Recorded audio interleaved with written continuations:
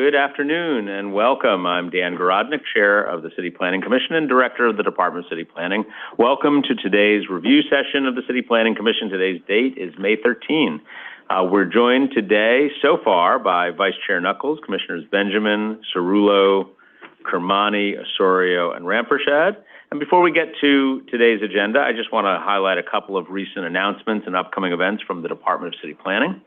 Last week, I authored an op-ed with Department of Small Business Services Commissioner Kevin Kim about the role City of Yes for Economic Opportunity can play in reducing storefront vacancies. Too many empty storefronts dot our commercial corridors, and outdated zoning laws are partially to blame. It is a bad look when our own regulations are getting in the way of filling vacant storefronts. City of Yes for Economic Opportunity will update our rules to the 21st century so businesses have the flexibility to open, grow, and fill these storefronts back up. I encourage everyone to give it a read in the Daily News. On a different note, earlier today, we announced a 5-borough series of tours and events for NYC 520, our annual celebration of New York City's 520 miles of waterfront. These free and fun events, which run this coming weekend and Monday, May 18 to May 20, provide unique opportunities for New Yorkers to explore nature and our city's beautiful waterfront. The events also showcase our ongoing efforts to improve resiliency, ecological health, and public access. You can learn more and register at waterfrontplan.nyc. I'd also like to invite New Yorkers to join the Department of City Planning and Council Member Julie Wan for remote and in-person focus area meetings on the Long Island City Neighborhood Plan. These are great opportunities for people who live and work in the neighborhood to collaborate with stakeholders and city agencies and help shape the future of this dynamic Queens community. The remote event will take place over Zoom on Thursday, May 16 at 6:30 p.m., and the in-person meeting will occur at MoMA PS1 on, May 20 at 6:30 p.m., and you can RSVP at licplan.nyc. Moving to today's agenda, we have a lot of new projects entering public review this afternoon. First up, in Hell's Kitchen, Manhattan, we'll hear about the partial demolition of a 4-story residential building with 4 dwelling units at 343 West 47th Street to facilitate its preservation and enlargement into a 7-story building with 7 dwelling units. The site in question is next to the Ramon Aponte Playground and is in a transit-rich area close to the 1, 2, A, C, E, N, R, and W trains at 49th and 50th Street. Heading uptown to Carnegie Hill, we'll learn about a series of proposed actions at 60 East 93rd Street, which would turn a vacant 4-story building with a mix of apartments and community facility space into a single-family residence. This would include filling in an interior light well on the 3rd and 4th floor. The building is close to Central Park and Museum Mile. Our next proposal up for review today is an acquisition being sought by the Department of Parks and Recreation for Garden of Youth Community Garden at 748 East 182nd Street in the Belmont section of the Bronx. This requested action would preserve the site's use as a community garden and help advance proposed capital improvements such as the installation of a new water source, a new fence, and more. This community resource, one of many such gardens in the area, is within walking distance of the Bronx Zoo and several bus lines. We also have another city agency application in the Bronx. In this case, the Department for the Aging and the Department of Citywide Administrative Services are looking to acquire 1680 Southern Boulevard in Crotona Park East to locate the neighborhood Shop Casa Boricua Older Adult Center within the same community. The new and approved center would include a large commercial kitchen and multiple activity spaces, as well as sufficient space for case management and case assistance. Seniors will be close to the 2 and 5 train at 174th Street, as well as Crotona Park. Next, moving to Brooklyn, we'll learn about the application and begin public review on a mixed-use development at 962972 Franklin Avenue in Crown Heights, Brooklyn. This 14-story building would include 475 new homes, of which around 120 would be income restricted plus ground floor retail. The site is next to the Brooklyn Botanic Garden and Jackie Robinson Playground, and about a 10-minute walk from the 2, 3, 4, and 5 trains at Franklin Avenue, Medgar Evers College, and the BQ and Franklin Avenue shuttle at Prospect Park. More details soon. The next last new project for today is also in Brooklyn, a proposed mixed-use building at 2390 McDonald Avenue in Gravesend, Brooklyn, which would have ground floor retail and 80 homes, around 25 of them income restricted. If approved, this development would be a couple of blocks from the F train stops at Avenue U and Avenue X, as well as Our Lady of Grace baseball field. We will also go over recent modifications by the council, including for 817 Avenue H in Midwood, Brooklyn. The project would create over 40 homes, a quarter of them income restricted, along with community facility space. And finally, we'll get an update in advance of Wednesday's hearing on the Bronx Metro North plan. So, a lot of stuff today. Sarah, let's get right into it. Good afternoon, and welcome to the City Planning Commission Review Session for Monday, May 13th, 2024. The time is 1:06 p.m. and a quorum is present. The first item on our agenda is a certification of a special permit in Manhattan Community District 4. Presenting for the first time to the Commission is Abby Ryder. All right, Abby, welcome. Thank you.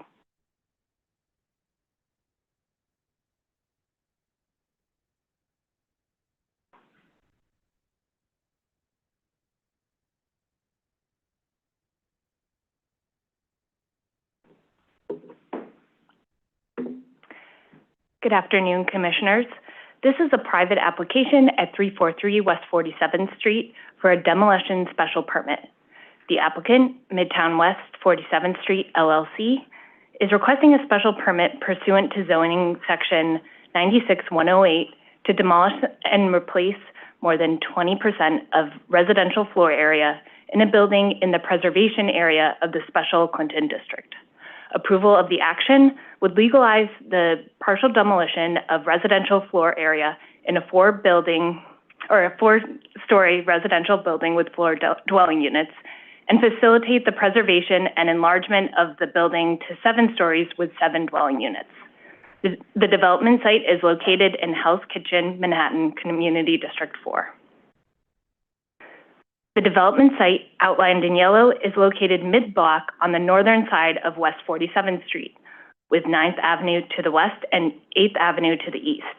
The surrounding area's built form is characterized by 3 to 5 story multifamily walk-up buildings, 4 and 5 story mixed residential and commercial buildings, and 3 to 7 story public facilities and institutions. Taller 39-story mixed commercial and residential buildings and 16 and 27-story commercial and office buildings are located along the northern and eastern edges of the surrounding area. The development site is adjacent to Ramona Ponte Playground to the west. M408 Professional Performing Arts High School is located to the east of the development site on the same block. Here you can see an area map indicating the land use and zoning. The development site is mapped with R8, a high-density residential district, and the Special Clinton District Preservation Area. Preservation area regulations modify the underlying R8 district regulations to limit the maximum FAR to 4.2. The surrounding area includes R8, R8 with a C15 overlay, C62 and C67 zoning districts. C62 and C64 districts allow for high-density commercial and residential uses, and C15 commercial overlay allows for local retail uses. Here are 2 photographs of the development site. Both photos are views of the development site facing northeast from West 47th Street. The photo on the left shows the current conditions of the development site, including scaffolding and a partially demolished building. The photo on the right shows the condition of the building in 2018 prior to partial demolition. So for a bit of background, the Special Clinton District was established in 1974 with the goal of preserving and strengthening the residential character of the community by rehabilitating the existing housing and retaining affordable rent levels. A prohibition was placed on the demolition of residential buildings in the preservation area, which is the core of the Special Clinton District, to protect the community from speculative development pressure. The preservation area is outlined in red on the map of the Special Clinton District shown on the slide.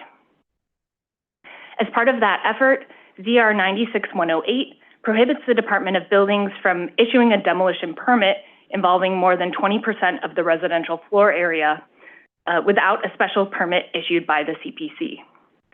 This is the first application seeking a special permit pursuant to 96108. The applicant has owned the building since 2017, and the building has been vacant since January 2019.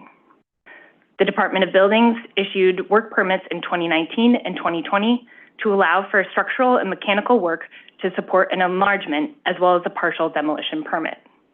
In 2021, DOB issued a stop work order citing that the demolition permit was issued in error without the demolition special permit issued by the CPC.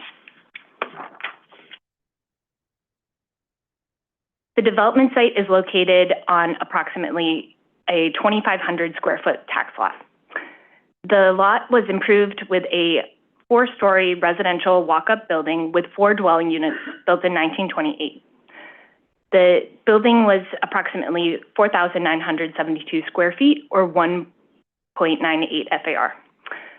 Partial demolition to remove 1,243 square feet of residential floor area occurred before DOB issued a stop work order in 2021. The action would facilitate the legalization of the partial demolition of approximately 1,243 square feet of residential floor area. The proposed development would include a restoration of the 1st and 4th floor units and a horizontal and vertical enlargement of the building to a total of 7 stories with 7 dwelling units. The proposed development would increase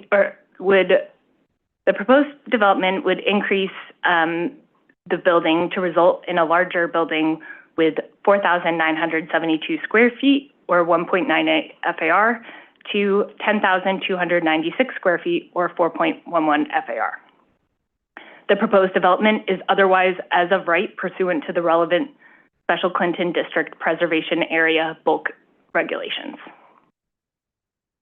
Pursuant to ZR Section 96108, the City Planning Commission may allow demolitions of buildings containing dwelling units within the preservation area of the Special Clinton District, provided that the Commission makes the following findings.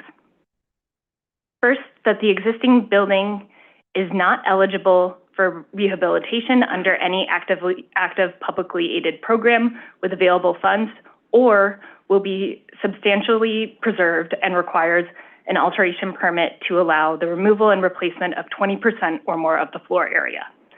Finding A1 is not applicable, and the proposed development fits the description of A2.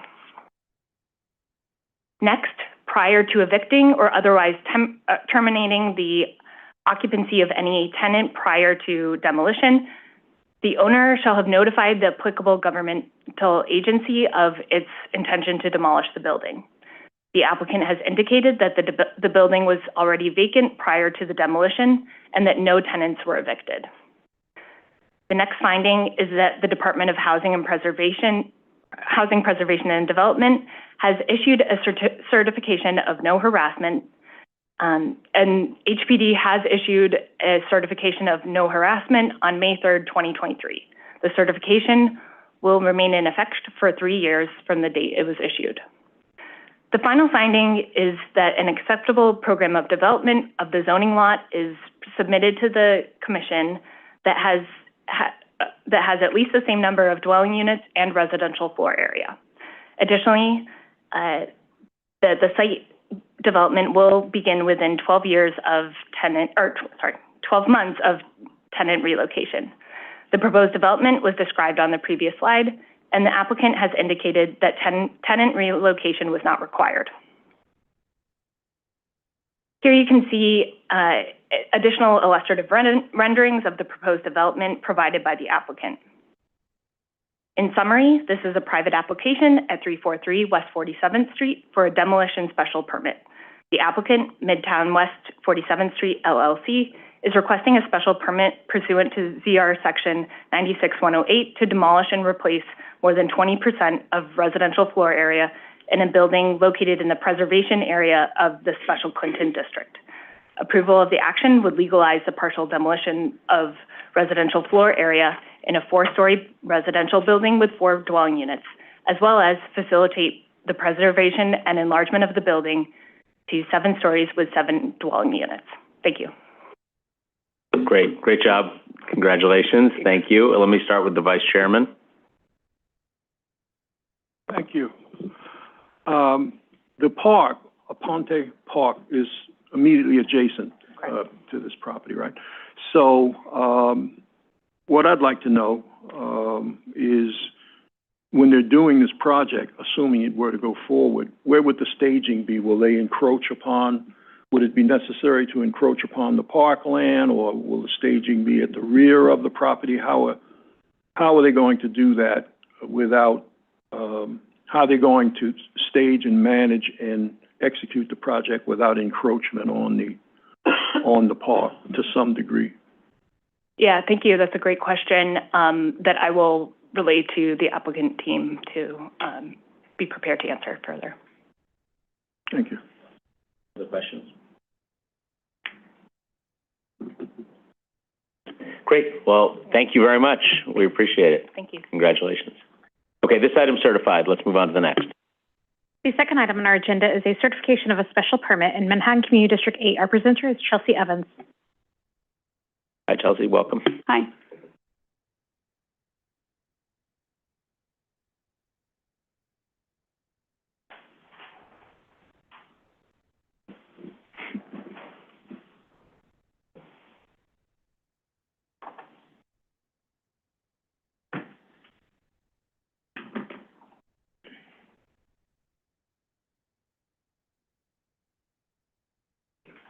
Good afternoon, Commissioners. This is a private application by Tabulis LLC requesting a special permit pursuant to ZR Section 74711 to waive certain bulk regulations of a landmarked building to facilitate a change of use to residential at 60 East 93rd Street in Carnegie Hill, Manhattan Community District 8. The map on this slide is showing the surrounding area with north at the top.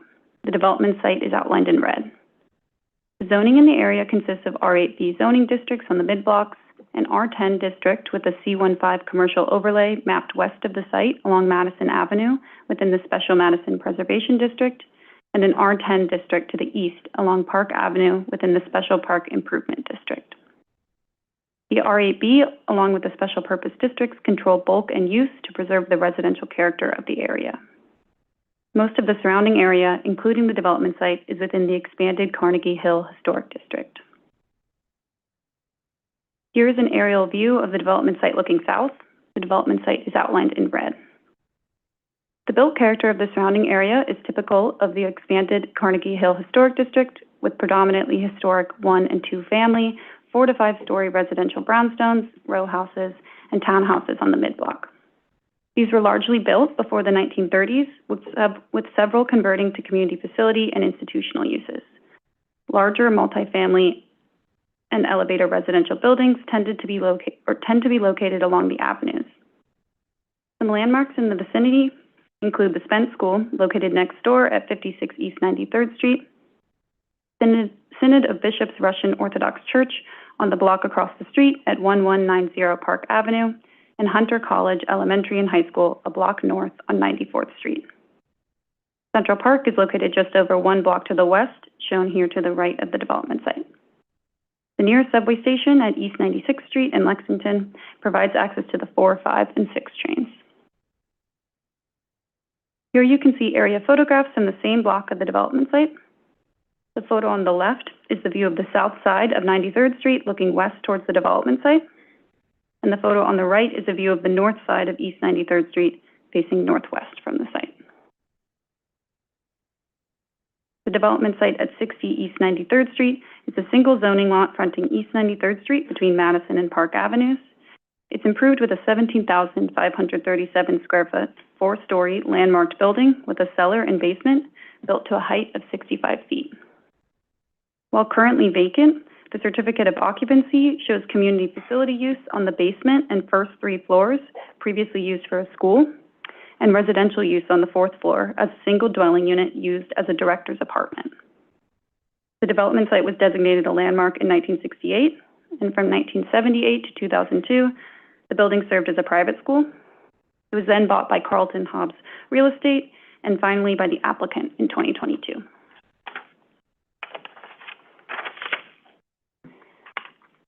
The applicant is proposing to convert the entire building back to a single-family residence, which is a permitted use up to 4 FAR within the R8B zoning district. In conjunction with the application, proposed restoration of the building's interior and exterior is approved by the Landmarks Preservation Commission and includes repair, restoration, and replacement of key historic features that would bring the building to a sound, first-class condition and aid in the long-term preservation of the building.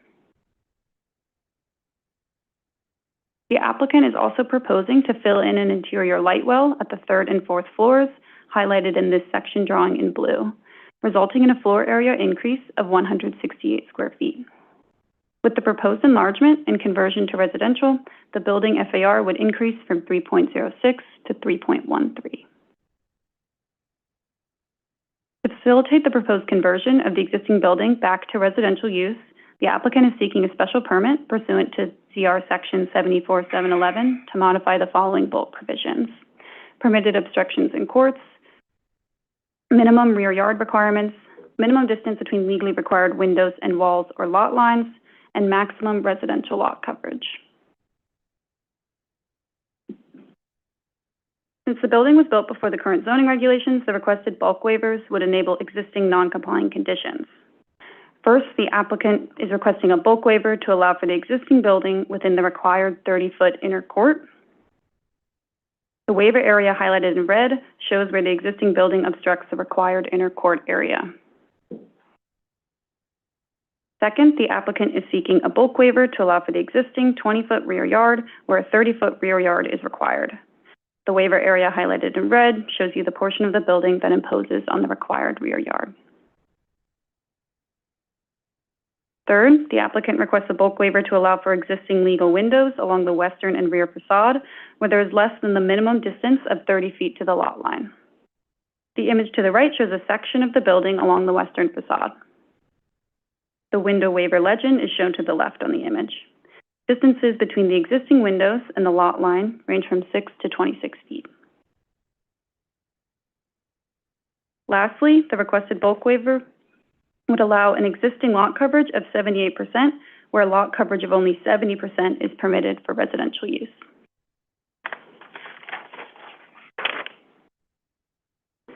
In line with the requirements for the special permit, a certificate of appropriateness and a certificate of no effect was issued by the LPC in October and December of 2023, which permit the alteration and restoration work.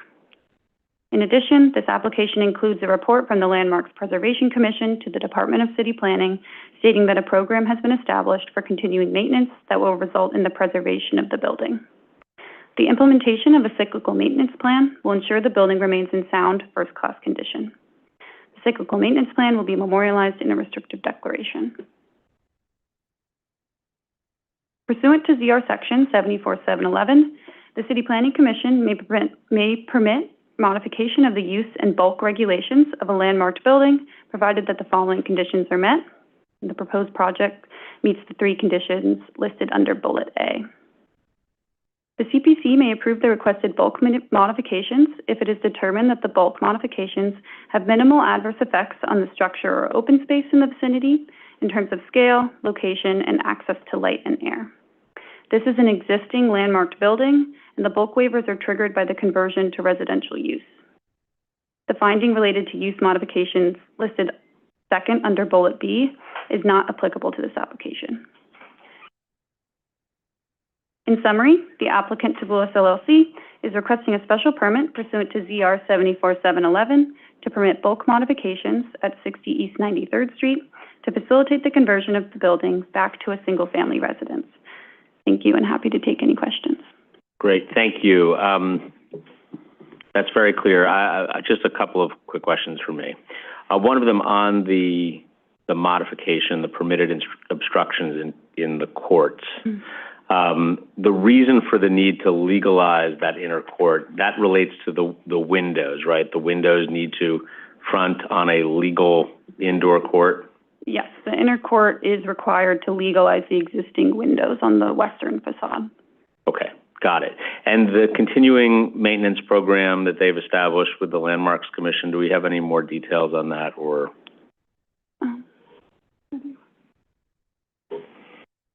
We have a draft restrictive declaration, and we're working on them to execute that before we come back for the hearing. So you'll get a copy of that at that time. Okay, got it. So that will be later in the process. Yeah.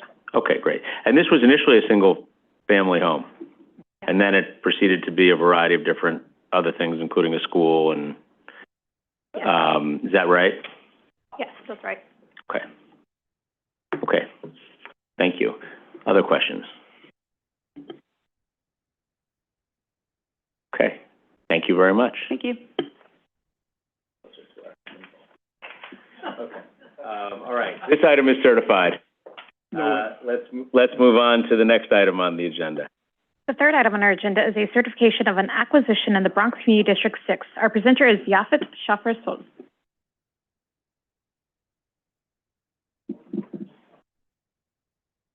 Welcome.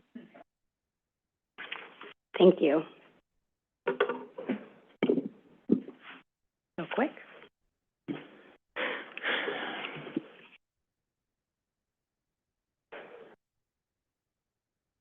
Good afternoon, Commissioners. This presentation is for the Garden of Youth Community Garden application.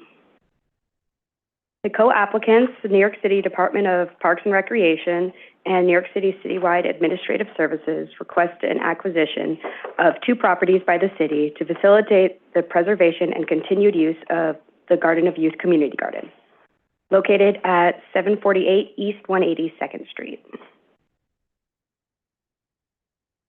The garden is located in the Bronx neighborhood of Belmont within Community District 6. The prevailing land use in the neighborhood is residential with limited commercial buildings. Other open spaces in the area include the Garden of Happiness, Belmont Playground, and Mapes Park. The major thoroughfare in the area is Southern Boulevard, and this area is well served by public transit. The BX9, BX17, and BX19 are bus lines that are in this area. The nearest subway stations are the West Farm Square East Tremont Avenue station and the East 180th Street station, both of which have stops for the 2 and 5. And they are both located a mile away from the project area. There are 2 city bike stations 2 blocks away from the project area as well. The prevailing land use in the neighborhood is residential with limited commercial buildings. The area is mostly zoned R71.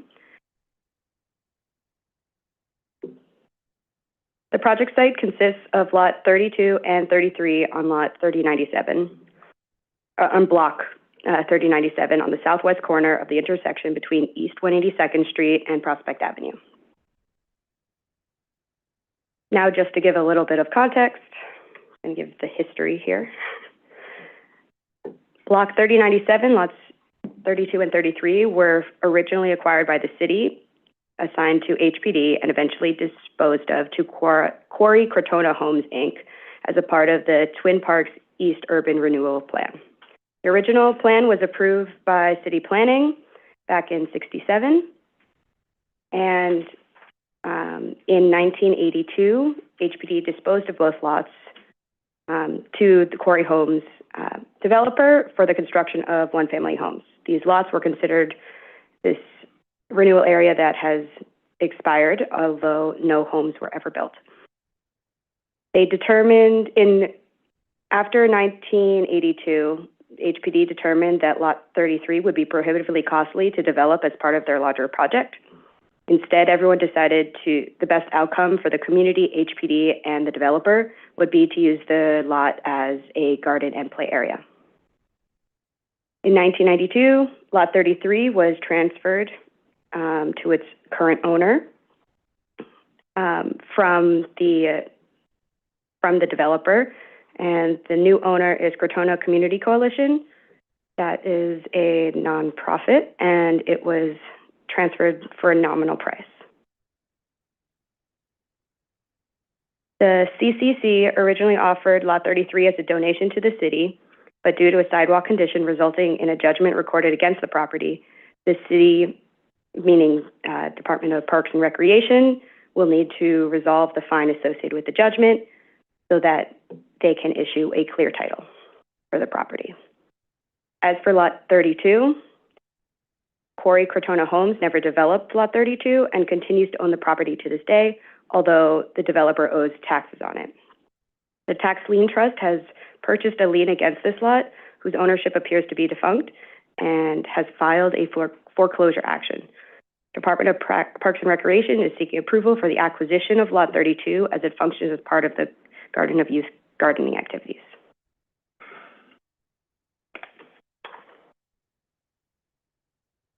Here you can see a few photos of the existing Garden of Youth community garden. This community garden is registered with Green Thumbs, which is a park subdivision responsible for New York City's community gardens. Through Green Thumb, the Garden of Youth receives gardening materials and technical assistance.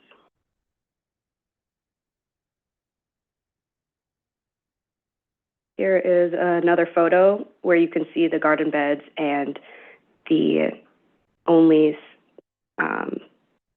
what could be called a structure in some ways, the little shed that holds tools and other supplies. DPR intends to acquire these properties and maintain them as a community garden with plots for garden members, plots for youth education, and seating and resting for the rest of the community to enjoy. Capital improvement plans. Here's the other photo showing some of the space that could be used for seating that isn't directly garden beds. And here is a photo of the sidewalk outside of the Garden of Youth. You can somewhat see that the sidewalk condition is not the best, which will be resolved within the planned capital improvements for the lot. So they include the other capital improvements include the installation of a new water source, a ground hydrant and a fence, sidewalk repair, and the replacement of a failing retaining wall, as well as some soil maintenance. Thank you for your time, and I can take any questions. Great, thank you very much. Let me just understand the legal dynamic a little bit to the extent that you can help us here. So 33, it was transmitted, Lot 33 was transmitted to a community coalition many decades ago. But there's an outstanding issue, some sort of a cloud in the title or a lawsuit. What exactly is the story there? So they originally were planning to donate, the CC originally offered to donate the property as a donation, but because of the lawsuit that came from a trip and fall outside of the garden, there's a judgment recorded against the property, and Department of Parks and Recreation has agreed to pay for the fines in order to make sure that there is a clean title so when they acquire it. So the city will acquire it first and then resolve the lawsuit? That's how I have understood, but this is definitely a question that can be followed up with the applicant team and their legal. Okay. All right. Well, definitely we'll want to do that. And then on the other one has an outstanding tax bill, right? So they're in default on their taxes on the property, and that's the other site that the city is interested in, willing to acquire here. Is that right? Yes. Okay. And it's going up for a foreclosure auction. They have the actual date for the foreclosure auction will be determined any day now. But the hope is that the city or Department of Parks and Recreation can intervene and make sure that part of the garden does not get taken by somebody else that might change the use. Okay. Got it. Let me go to Commissioner Benjamin.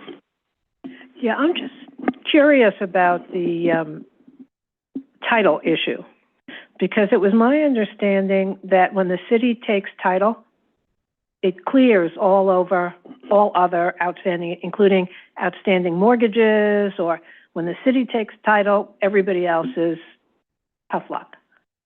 So I'm curious here why it's an issue of the city. I understand there's a lien against the property, but I didn't think that lien survived the city taking it. So if you could make sure the applicant is prepared to talk to that, or the city, preferably. Of course. I would appreciate that, because I don't really understand it. Sounds good. There's the one that's the foreclosure auction, and then there's the other one that has the outstanding trip and fall suit. So two different legal issues. Right. And I will definitely have the applicant come prepared for questions and clarification. But who is conducting the foreclosure auction? The tax lien trust. So it's the city owns this?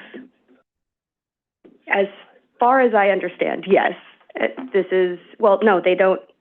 The tax lien trust has purchased, oh yes, they purchased the lien against the trust.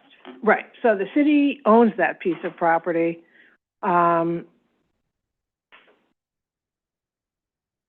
So they don't have to, the city doesn't have to have it go through the foreclosure. Right. I see Susan coming up. Maybe she's just making her. I'm only coming up, the whole foreclosure process is extremely complicated, as I'm sure you know, and I'm certainly not an expert in it, and you're probably not an expert in it, so I think it's probably that we should ask Parks or DCAS to talk about that in a little bit more detail. It wouldn't be Parks, I'm sure they're not an expert either. DCAS will know it, and we can... DCAS or Finance? But the applicant, and we can find it out, but the reason the city set up this tax lien foreclosure is so that the city doesn't take title during foreclosures. And so... But they kind of do. Well, legally they don't. Do. Legally they don't. But I'm definitely not an expert in it, so I don't want to sort of answer incorrectly and thinking that the okay, as long as everybody who can answer, who really has more knowledge than I do, certainly, is going to be here to answer these questions. We'll make sure they know the answer. And they will be here. Yeah. Okay. Thank you. Thank you. Thanks, Commissioner. Okay, thank you. This item's certified. Excellent. Let's move on to the next one.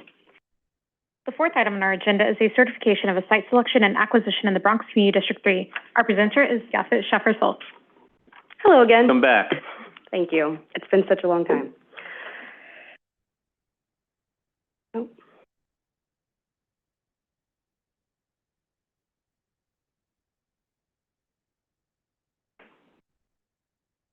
So this presentation is for the certification of 1680 Southern Boulevard, also known as the Casa Boricua application.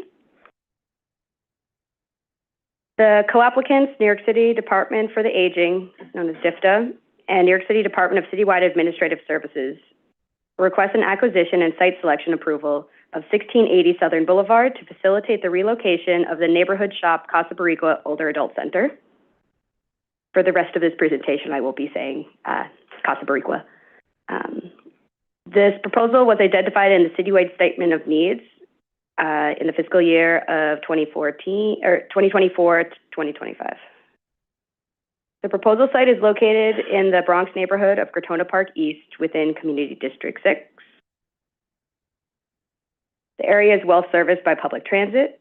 The closest subway station is the 174th Street station for the 2 and 5 subway lines, and that is about 1 block away from the project site.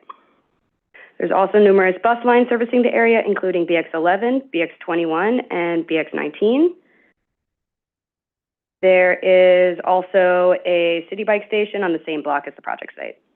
Open spaces in close proximity to the project include Crotona Park, Starlight Park, and the Bronx Zoo. The project site is an R71, within an R71 district with a C24 commercial overlay. The area includes a mix of uses such as multifamily buildings, commercial, and community facilities.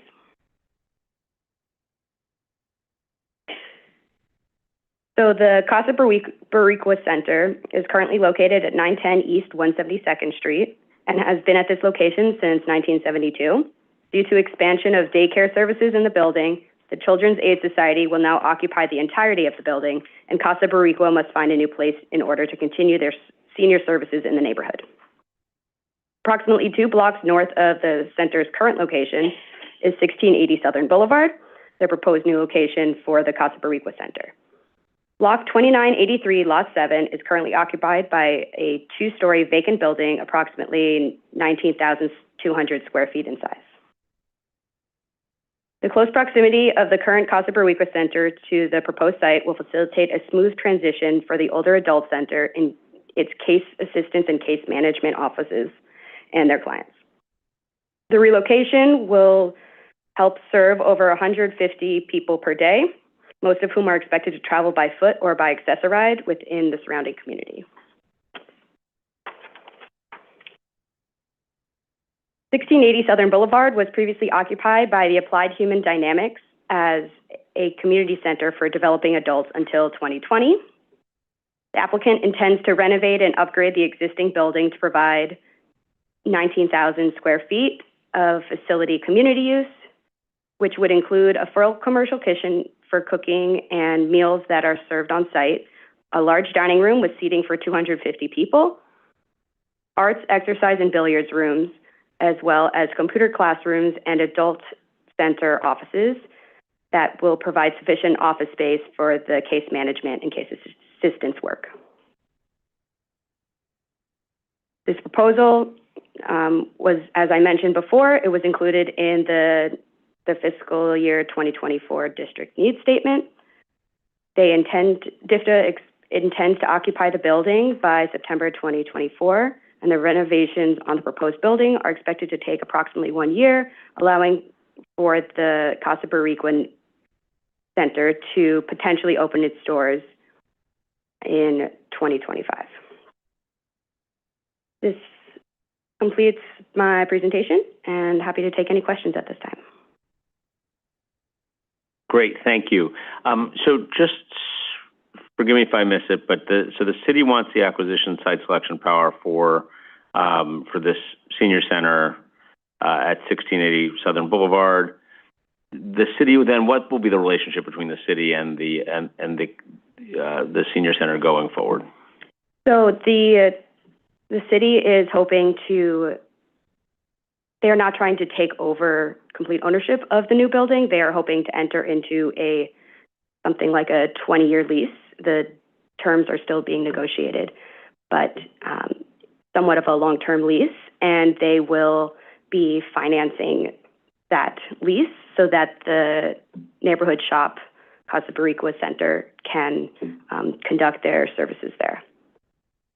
Does that answer your question? Yes. So city will lease it to the senior center on a long-term basis. Yep. Okay, got it. Thank you. Great. Thank you. No other questions. This one's certified too. Thank you very much. Thank you. The fifth item on our agenda is a certification of a zoning map and zoning text amendments, a special permit in Brooklyn Community District 9. Our presenter is Joshua Vogel. Thank you. Good afternoon, Commissioners. Good afternoon. Just waiting for the slides to load.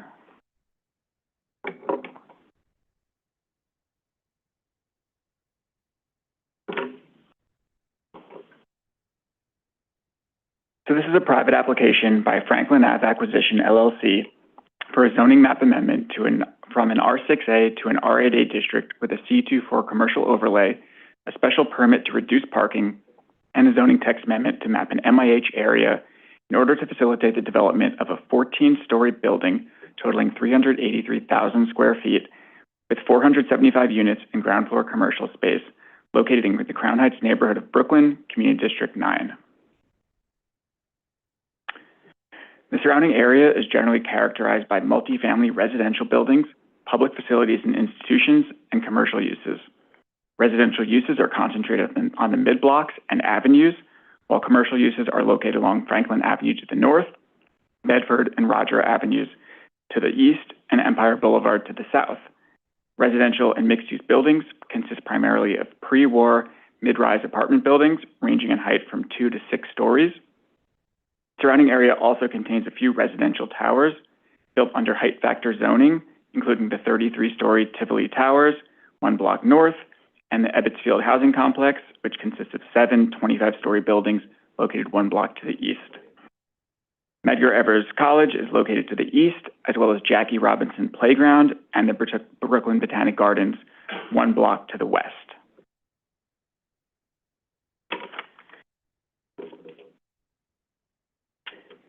So we can see the development site here in green. BBGs, conservatories, greenhouses, propagation spaces, and nurseries are directly west of the development site. The location of these collections were part of the garden's original site plan by Olmsted, McKim, and White, and were designed to maximize natural sunlight due to the sensitivity of the plant's growth and propagation needs.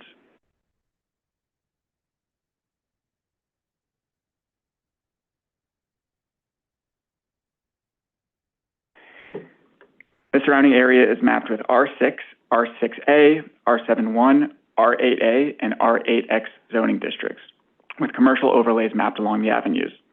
To the west and south of the project area is an R8A commercial district, which permits a maximum residential FAR of 6.02, base heights between 60 and 85 feet, and a building height up to 125 feet. Directly to the north is an R8X and R8X C24 district, which was mapped in 2018 as part of a private application. R8X is a contextual district that permits a maximum residential FAR of 7.2 within an MIH area, base heights between 60 and 105 feet, and building heights up to 175 feet. The project area and large portions of Franklin Avenue are mapped with an R6A contextual district, which permits maximum residential FAR of 3, base heights between 40 and 65 feet, and building heights up to 75 feet. The area is within a transit zone and served by a few public transit options. The 2, 3, and 4, 5 subway lines, as well as the Franklin Avenue shuttle, have stops at Franklin Avenue and Eastern Parkway, roughly 5 blocks north of the project area. Additionally, the BQ and Franklin Avenue shuttle lines can also be accessed at the Prospect Park subway station, 3 blocks south of the project area. Several bus lines also run nearby, including the B84 on Franklin Avenue. In 2021, as many of you will remember, the applicant of this proposed project applied to rezone the project area and additional lots north to Montgomery Street to R9D and R9D C24 equivalent densities. At certification, the department noted significant concerns with this proposal related to both the appropriateness of the zoning district selected, as well as the potential for unmitigable shadow impacts on the Brooklyn Botanic Garden. The application was subsequently disapproved by the CPC. In their considerations, the CPC noted, quote, "The FEIS includes a shadow analysis that demonstrates that the height and bulk of the towers would result in a significant adverse and unmitigated shadows impact on BBG's greenhouses, conservatories, and other indoor and outdoor facilities. These facilities, many of which are located near Washington Avenue, contain a wide range of rare plant species that are unique, sensitive resources and frequently require full year-round sun, including sunlight during the winter months. The FEIS shows that the proposed actions may result in extensive shadows being cast on BBG throughout the year, with an incremental shadow duration lasting for several hours," end quote. In discussing their disapproval, the CPC also noted that there are always trade-offs between the provision of new housing, especially permanently affordable housing, and considerations around appropriate height and bulk. However, the inability to mitigate shadow impacts on such sunlight-sensitive resources outweighed the perceived benefits in this specific instance. The new application and related EIS will also be reviewed within this context. The project area encompasses the R6A zoned area on the eastern portion of the block, Block 1192, which is generally bounded by Montgomery Street to the north, Franklin Avenue to the east, Sullivan Place to the south, and Washington and Franklin Avenue shuttle right-of-way to the west. The project area is comprised of tax lot 63, part of lot 1, part of lot 46, part of lot 66, part of lot 77, and part of lot 85. So looking at some site photos, this photo shows a view southwest from the development site on Franklin Avenue, so would be on the right of this photo. Here's another view looking northwest of the site's Franklin Avenue frontage and the Spice storage building, which is currently undergoing demolition. Here's lot 66 of the development site, which has remained vacant since 1961. Previous uses on the southern portion of the site included tennis courts from 51 to 61, and previously before that, ice production and distribution facilities dating back to 1908. And lastly, one more site photo, this view northeast across the street from the development site, and it's a view of the Jackie Robinson Playground. So the proposed development the proposed actions would facilitate the development of a 14-story mixed-use building with 383,000 square feet of zoning floor area, or 7.2 FAR, of which 373,000 square feet would be residential and 8,000 square feet would be commercial. The illustrative development would be built to the street line and rise 104 feet, or 10 stories, before setting back 15 feet along Franklin Avenue, where it would then top out with a maximum height of 145 feet, or 14 stories.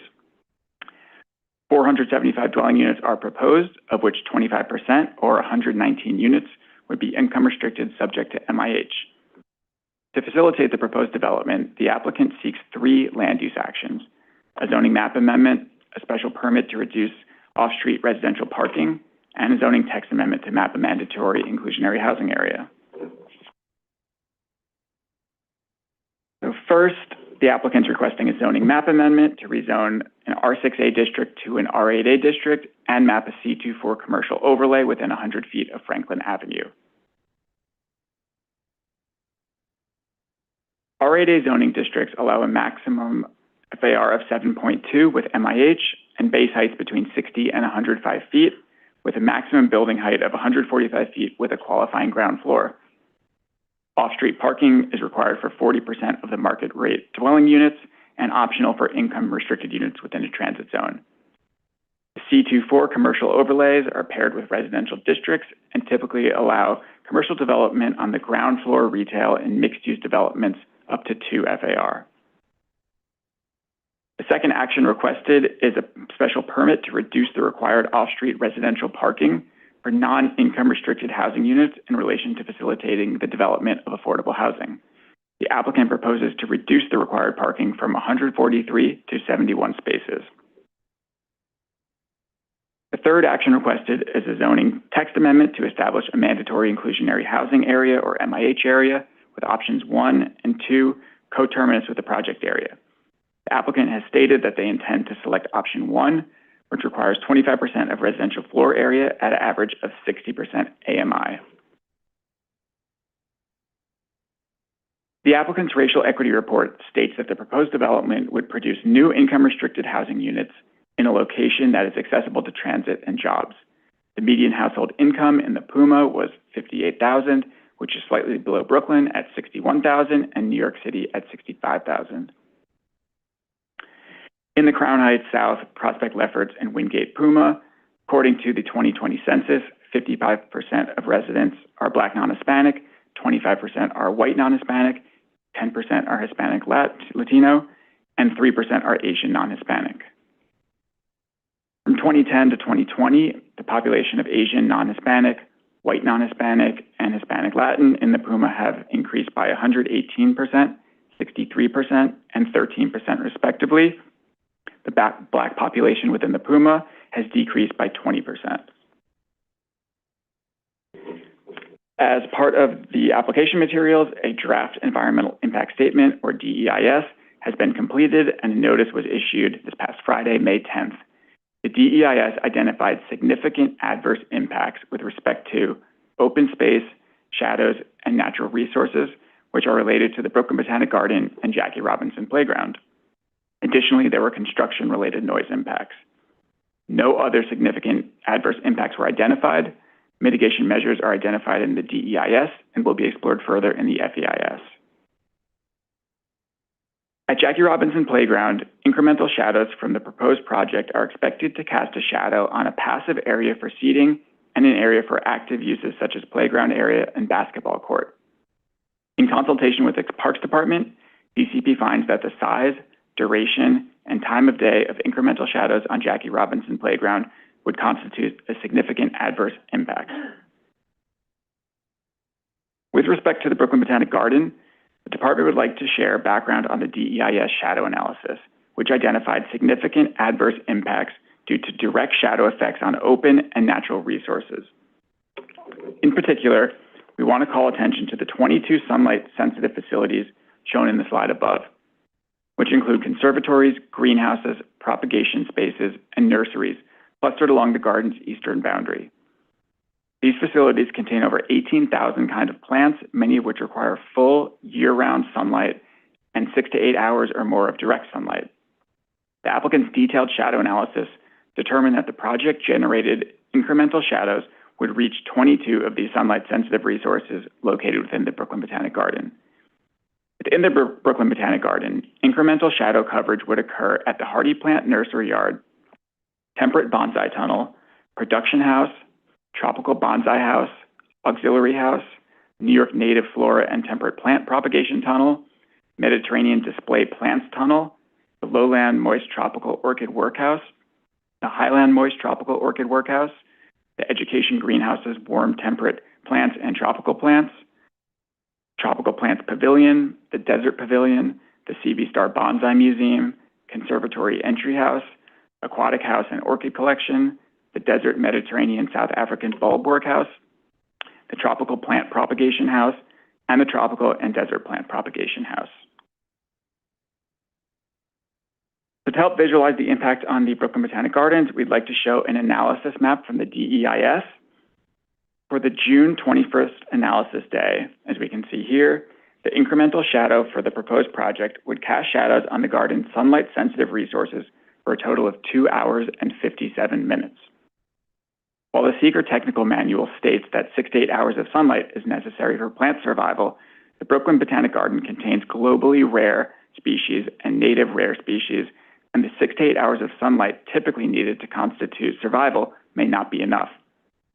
Therefore, the proposed project would significantly reduce or completely eliminate direct sunlight exposure on sunlight-sensitive features found within the garden and would potentially significantly alter the public's use or enjoyment of the gardens or threaten the viability of vegetation or other elements located within the garden. Mitigation has been proposed for these identified significant impacts. However, no practical mitigation was identified for these significant adverse impacts. In summary, this is a private application for a zoning map amendment from R6A to an R8A district and an R8A district with a C24 commercial overlay, a special permit to reduce accessory residential parking, and a zoning text amendment to map an MIH area in order to facilitate the development of a 14-story tower totaling 383,000 square feet with 475 units and ground floor commercial space located in the Crown Heights neighborhood of Brooklyn Community District 9.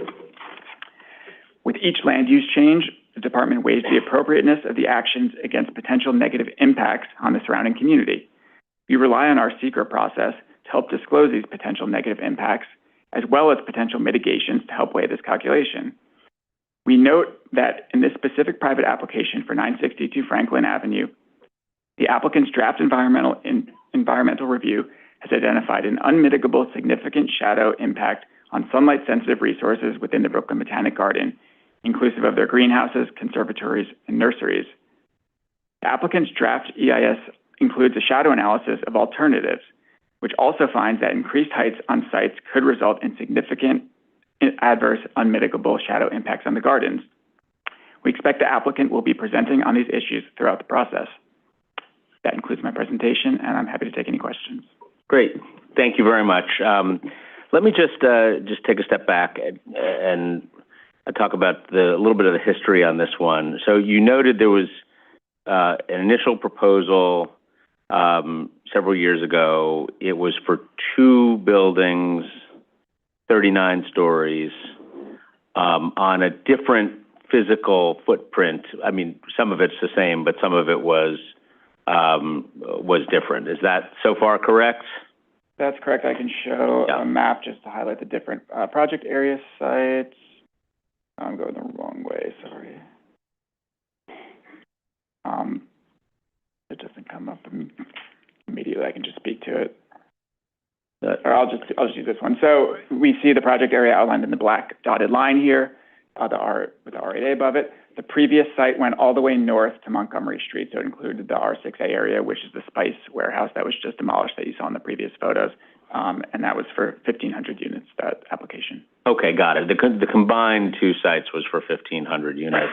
And now we're looking at just the dotted area here, 475 units as proposed, 119 through MIH, correct? That's correct, sir. Okay, so let's talk about the shadows for a minute. It's clear that the environmental review came up with a potential for a significant adverse impact for shadows on both Jackie Robinson and also on the Brooklyn Botanic Gardens nurseries.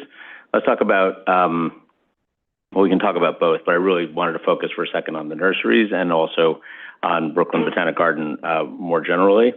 The conclusion that the impacts could not be mitigated or cannot be mitigated. Can you say a little bit more about that? Because it's clear that there's a potential impact here. You showed it on the slides, but there also was a related conclusion that those shadows could not be mitigated. Can you just say a little bit more about that? Sure. Thanks for the question, Chair. So for the BBG specifically, its unmitigable impacts, that's not the case with Jackie Robinson. We can start with BBG. So in their mitigation chapter, the applicant looked at a host of options, relocation, artificial lighting, and deemed that because of, first with artificial lighting, the size of the plants that have been in some of the greenhouses since 1930 or the propagation tunnels, the structure, it's not as simple as just removing them and putting them somewhere else. The structure would have to be dismantled and then rebuilt, and also they don't have the infrastructure in place right now for artificial lighting. So it would be a very costly project and something that they said was not feasible. And we worked with Parks Department and the Gardens to explore those options. And then for Jackie Robinson Playground, the applicant has been working with the Parks Department to look at potential mitigations, which will be explored further in the FEIS during public review. At the moment, they're looking at a turf field and some artificial lighting as mitigations. Was there no way for the building to be physically configured in any different way than obviously it's being proposed what is being proposed, but is there no way for them to have considered, or would it have even made a difference, to change the shape of the building here? Obviously height would matter, but would angles have mattered? Would the design have changed anything here? Yeah, great question. Thank you, Chair. So I'm having trouble with this remote. I'm pulling up the slides. Sorry? Oh, it's in the appendix or any slide that shows the gardens. The orientation from north to south of the greenhouses, propagation tunnels from the original Olmsted, yeah, we can kind of see it in that previous one, Sarah. If you go forward a little bit, that one right there, yeah. So we see BBG right there, the development site. So to the left of the development site, we see the greenhouses. They have this north to south orientation that was part of the original site plan to optimize solar orientation. So one, moving it to another area of the park wouldn't have that same, sunlight. And second, these are structures that have had the plants growing in them for decades. And as I said, it's not just as simple as removing them. They would have to be completely dismantled and then rebuilt. I got it. Actually, asking a slightly different question about the development itself, not the relocation of the buildings. I see that your point about that, about adding artificial lighting or moving nursery. I mean, this is obviously I don't even know if that's remotely a practical consideration to pick up and move nurseries that have been there for a very long time. So we'll put that aside for a second. I really was asking about the building itself as to whether there's anything that could have been done or could be done to potentially change the impact on those nurseries. Sure, yes, I got the question. Thank you.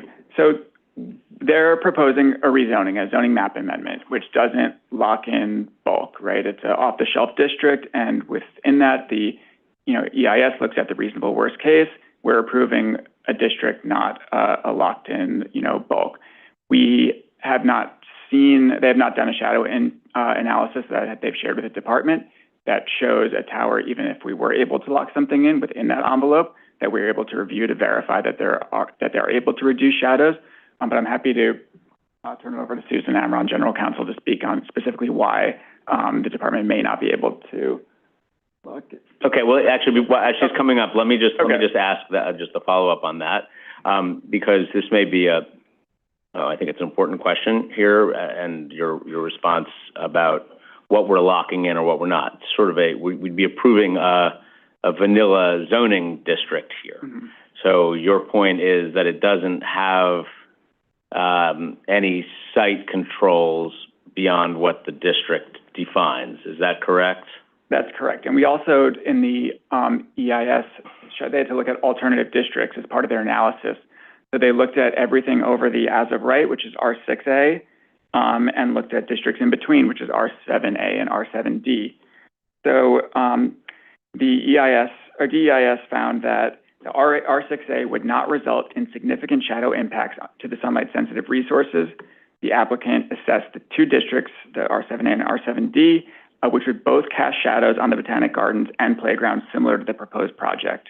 I wasn't able to pull up the appendix slide because the remote's not working, but we're looking at about 2 to 12 minutes for R6A on one of the resources, whereas, it's in the appendix, it's a yellow chart if you're able to pull it up, whereas many of the other sunlight-sensitive resources, specifically flagged by BBG and Parks Department, would all have hour to 2 hour impacts in the R7A, R7D, similar to the R8A proposed project. So we can see the massings there with unit counts for those districts. And then next slide shows the shadows. So the one, you can see 2 to 12 minutes for the R6A as of right, so no shadow impact.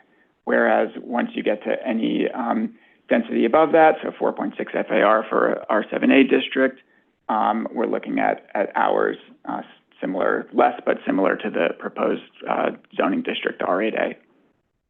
Okay, got it. And so R6A, no significant adverse impact, is that right? It's only when you hit R7A and up where you start seeing it. That's correct. Okay. Okay, thank you. Let me go to Commissioner Osorio, and then I have a variety of other questions. Thank you, Chair. Thank you for the presentation. First, I wanted to start with flagging an anomaly that I found. It sounds like clearly your map, the land use map, and the pictures confirm that this is vacant, 66, lot 66. But I found that interesting that SOLA shows this property as industrial and manufacturing, which is, again, I'm flagging as an anomaly. You might want to just flag that for that team because clearly this is vacant. But to the point of the proposal, I had a similar question to the chair's question. It's even though I understand and honor your response, the rendering that you're showing for the site does look like it could receive a little more work in terms of maybe. I was initially thinking sort of like from an urban design point of view, sort of like breaking out that mass a little bit from the street. But in response to your question, I think that probably redistributing that mass to perhaps allow sort of like a light to pass through potential towers could actually help mitigate that impact. So I understand your response, but maybe that's something that you could potentially explore with the applicant. Because now going back to the previous application, I think that given the fact that the CPC was so clear in their analysis of previous proposals here, although, to be fair, this is much lower than the previous proposal, I think that we need to see a little more of a detailed analysis in terms of what those options are with a more detailed understanding of the impacts and the mitigation options. Yep, noted, and thank you for the question. Before I pass it over to our director, Alex Summer, I just want to note that the site is a little more constrained since the previous application as they got rid of the northern site. So in an ideal scenario, they'd be shifting that density towards the north, but now that they're locked into a smaller site, they don't have as much flexibility. And again, since the zoning district doesn't allow to kind of sculpt a bulk of the envelope, they're a little more restricted. But Alex, if you want to add anything to that. Sure, thank you. And thank you for the question. I think that's one solution we looked at under the previous iteration, whereby you're doing a trade-off between total maximum height and then the width of the building. Yes. And oftentimes we support a taller building if it's less wide and the shadow passes quicker. The issue with this site now is that it is too small to fall within our large-scale special permit size requirements. So there's no special permit to be able to lock them into a unique site plan or form. And when we looked at different alternative zoning districts, as Josh had mentioned before, ultimately they're off the shelf. They would allow kind of an as-of-right option. And so we could work with the applicant team to develop different massing scenarios, but ultimately at the end of the day, from the purposes of a conservative analysis for seeker purposes, we have to assume doing a kind of conservative, normal development. And so there probably could be some manipulation to bulk and form, but from our perspective, there's no way to lock them in to that, and it would be illustrative, and for seeker purposes, wouldn't be able to analyze that. Thank you. That's very useful. But just a quick question then to clarify, even though the DEIS shows that there's unavoidable impact, and because my next question is, okay, so the mitigation strategies proposed are relocating the sensitive receptors on the other side of the street for lighting and addressing the lighting issue, the lighting impacts on the playground. The other impacts are noise that we haven't talked about, and then open space on the playground on Jackie Robinson. But even though the under seeker you have which I feel is a very concrete result, right? That the impacts are unavoidable. You can't sort of like explore that alternative massing. In other words, I understand what you're saying, but also the results of the analysis are telling you that there's an issue. That's right. So sometimes we have things like an E designation or a project component related to the environment, which would lock in certain like noise mitigations or something to the effect. And so for this instance, we generally don't have an ability to lock in as of right bulk envelope within something that would be considered an as of right envelope via the environmental review. And so I don't know if you have anything else you want to add to that, but that's generally how we've taken a look at that. Thank you. That's useful, and I really hope that, given the precedent and given the history and given the context of this conversation today, the applicant can engage in exploring some of these. My other questions are really quick, just in terms of the mitigation strategies, or I don't know, Susan, were you going to say something? I was just going to explain a second why we can't do that, if that's helpful. Please. Because when we're rezoning, we're saying that the zoning district is the appropriate zoning district for a site, and that's sort of part of the rational land use plan. This zoning site and this zoning district work, and if we rezone something to a zoning district and say, but no, you really can't build under that zoning district, we have to somehow limit what you can do, then you're basically saying that the zoning district is not appropriate for the site. And in a straight rezoning, that becomes problematic in terms of essentially what we're supposed to be doing in zoning, if that. Thank you. That's useful. I think that I would still like to understand how far we can take the results, that the impacts are considerable and they're unavoidable. Yeah, and what that means, though, is that the zoning district that's proposed for the site is not appropriate because it has impacts in a way that can't be mitigated or avoided except by essentially not allowing what the zoning district would allow. Understood. Thank you. So my next question is, so have the botanical garden, given the fact that the mitigation strategies require relocating and two, changing, it sounds like replacing some uses on the open space impacts on the other side, have have these folks been engaged in the conversation, or have they responded so far? What do they think about relocating some of their uses and so forth? For BBG, you're speaking to? Yeah. Yes, so Parks Department and City Planning has been working with BBG on it. They've reviewed the mitigation alternatives and has said for some of the reasons I mentioned, which are with our work with BBG, have said that they're not feasible because of the cost of it and infrastructure required. But we'd definitely like them to be more part of public review process and look forward to hearing them more as to inform this discussion. And in terms of the mitigation proposals for Jackie Robinson? Yep, so there's artificial lighting and a new turf field that's currently being proposed to mitigate, partially mitigate some of those adverse impacts. But also my understanding is replacing the existing handball courts and some other changes, right? That's correct. There's, it's not finalized yet, but that was one of the proposed mitigations. And how has the community, I know that we're just getting started with this, but has there been any conversation with the community about that? So the applicant team did a pre-certification presentation to Community Board 9 just to give them a heads up of the project. And there were comments from the Community Board in opposition to that and concerns of the handball courts being replaced.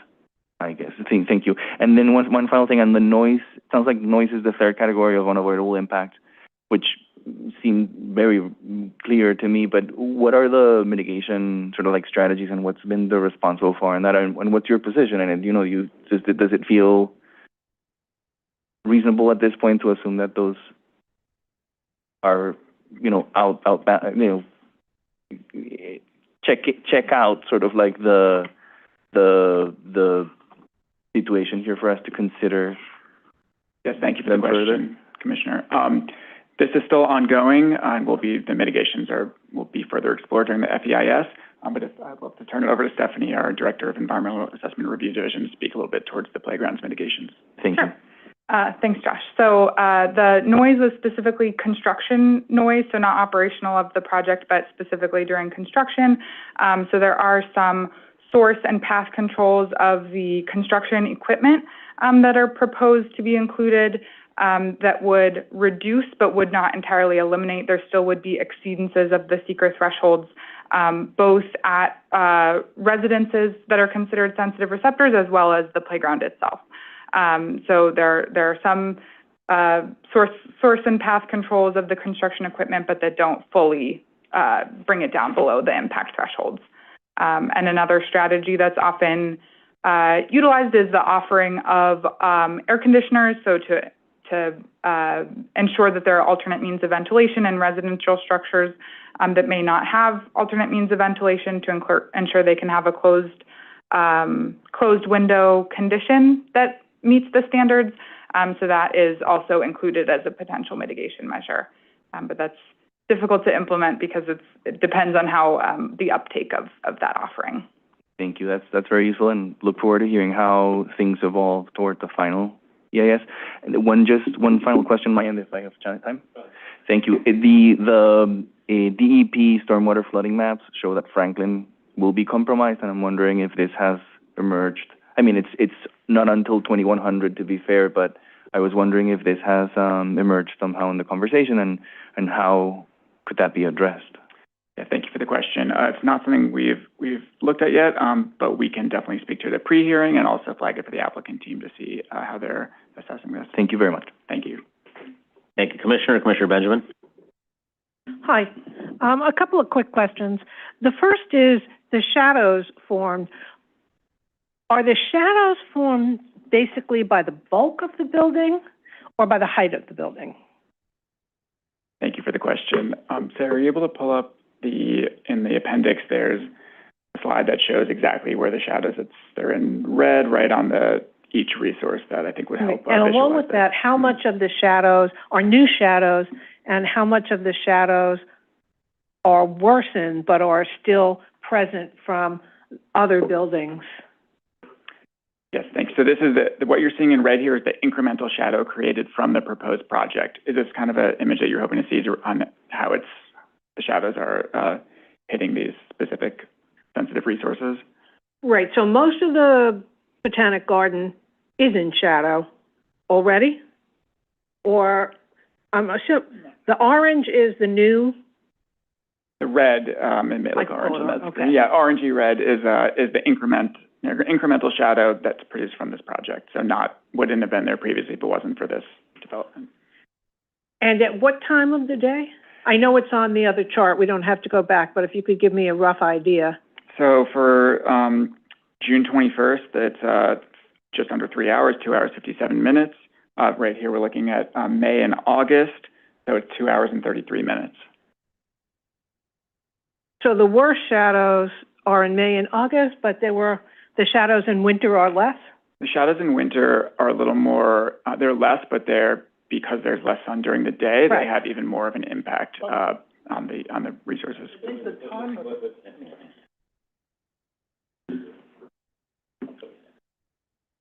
So if this is the shadow that's caused, it would seem like much of it is from the bulk of the building, not the height. That's correct. Which is why the alternative districts that were less density, but still kind of a bulky base, had similar shadow impacts. And if I could just jump in, it's a combination of both factors of height and mass bulk. Yeah. Because like I was saying before, if you could have a very tall building and it's a thinner bulk and it moves quicker across the site. Right. So really we're measuring the length of time that shadow is over the sensitive resources. And so it's a combination of both the width, the mass, the bulk of it, plus the height. But I'm looking at that as an expression of the bulk because it doesn't, I mean, maybe beyond the graphic here, it's extending longer, but it seems as if this is basically caused by the bulk of the building. It could, yeah, sorry. No, and that the time of the impact is created by the bulk of the building. That the impacts last as long because the building has more mass. That's correct. And the building that's on Washington, directly across from the garden, how tall is that building? I'd have to get back to you on the exact height of it. I'm trying to drive down in memory Washington, and I can't. I mean, it's not row houses, that's for sure. But I'm just surprised that that doesn't have more of an impact also. But like the commissioner, and I'd like to explore, if we could, whether having two towers or moving a tower arrangement closer to Montgomery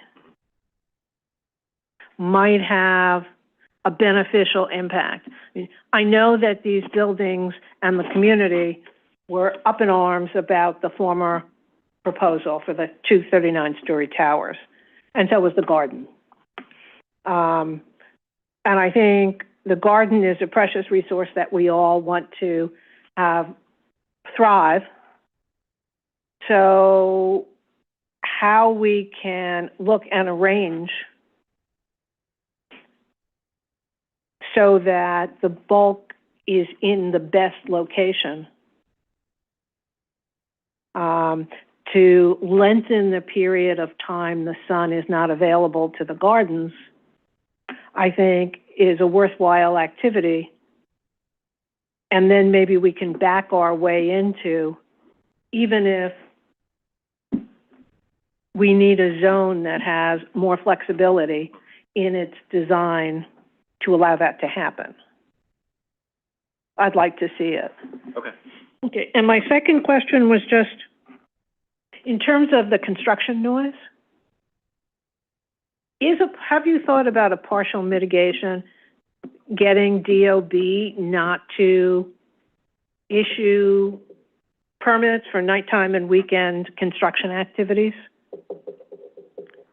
Thank you for the question. We can look further into that and get back to you. Okay, because I know that that's the things that bother, we've all lived next to or on the street of construction, and what really bothers people is when the construction continues after 5 or so, and when the construction is ongoing on the weekend, and if we could do something so that permits would not be issued, so they would have to do the work during, 9 to 5, I think we would be doing a real boon for the community.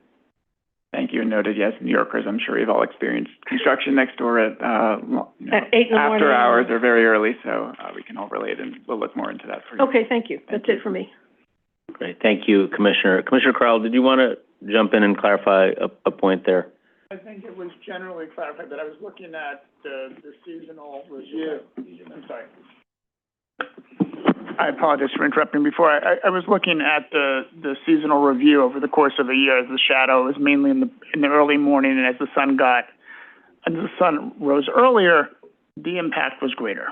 It was from an eastern impact. That's all. Great, thank you. Also because of the location of the building, so if the building... That's right. The southern exposure for the bulk of the day, as the sun moves westward, there wasn't an impact. So it's that one part of the day. Thank you, Commissioner. Commissioner Goodrich.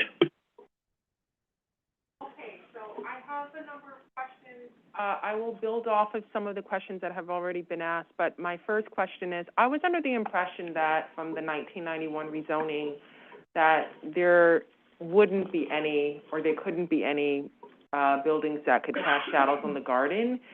And so I am a bit confused as to why there is a proposal where we're looking at how we can tweak that and make that happen. So can you clarify, is from the 1991 rezoning, is this even allowed? Sorry, I'm a little, if you can rephrase. So are you saying that from the 1991 rezoning that protects the Brooklyn Botanical Garden from having any shadows cast on it entirely? Got it. So yeah, so in 1991, one of the in the CPC report, one of the motivations of it was thinking about the garden and impacts on it.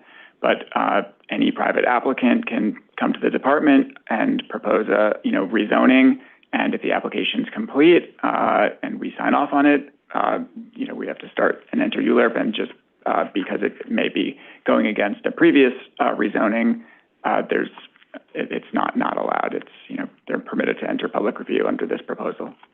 So the last rezoning that was one of the very few ones that was rejected by this commission, it was rejected under what premise?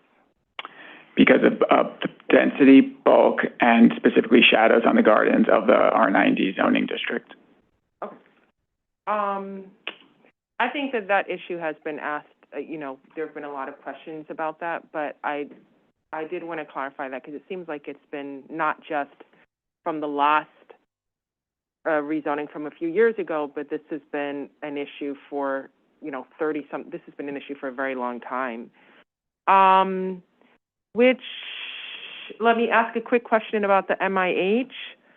I am curious. Well, first of all, let me just say, I don't like I don't even know why we need 130 AMI anyway. That is about $140,000 for one person. I don't think that should even be included in what we call affordable housing. So I'm curious as to why we have 23 units here under this project for just under, it looks like 130 AMI.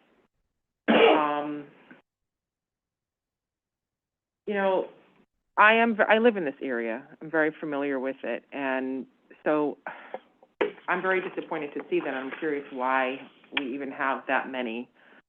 Well, not we, because it's not me, but why there are that many for 130 AMI. Yeah, thank you for the question.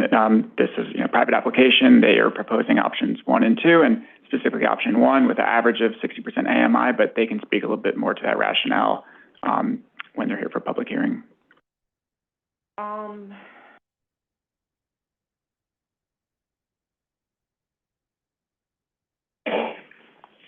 Those are the questions I might skip around a bit, but just in the interest of time.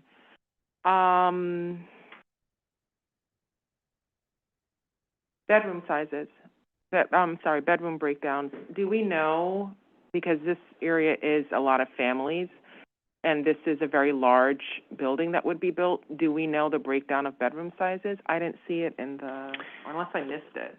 I can double check. I don't have it in front of me. I'm not sure if the applicants provided it, but we'll follow up and get that for you. And we've also heard that from the community board too, constantly, that they, prefer larger family size units. Yeah, well, that's a very big missing chunk especially for a building with over 400 units.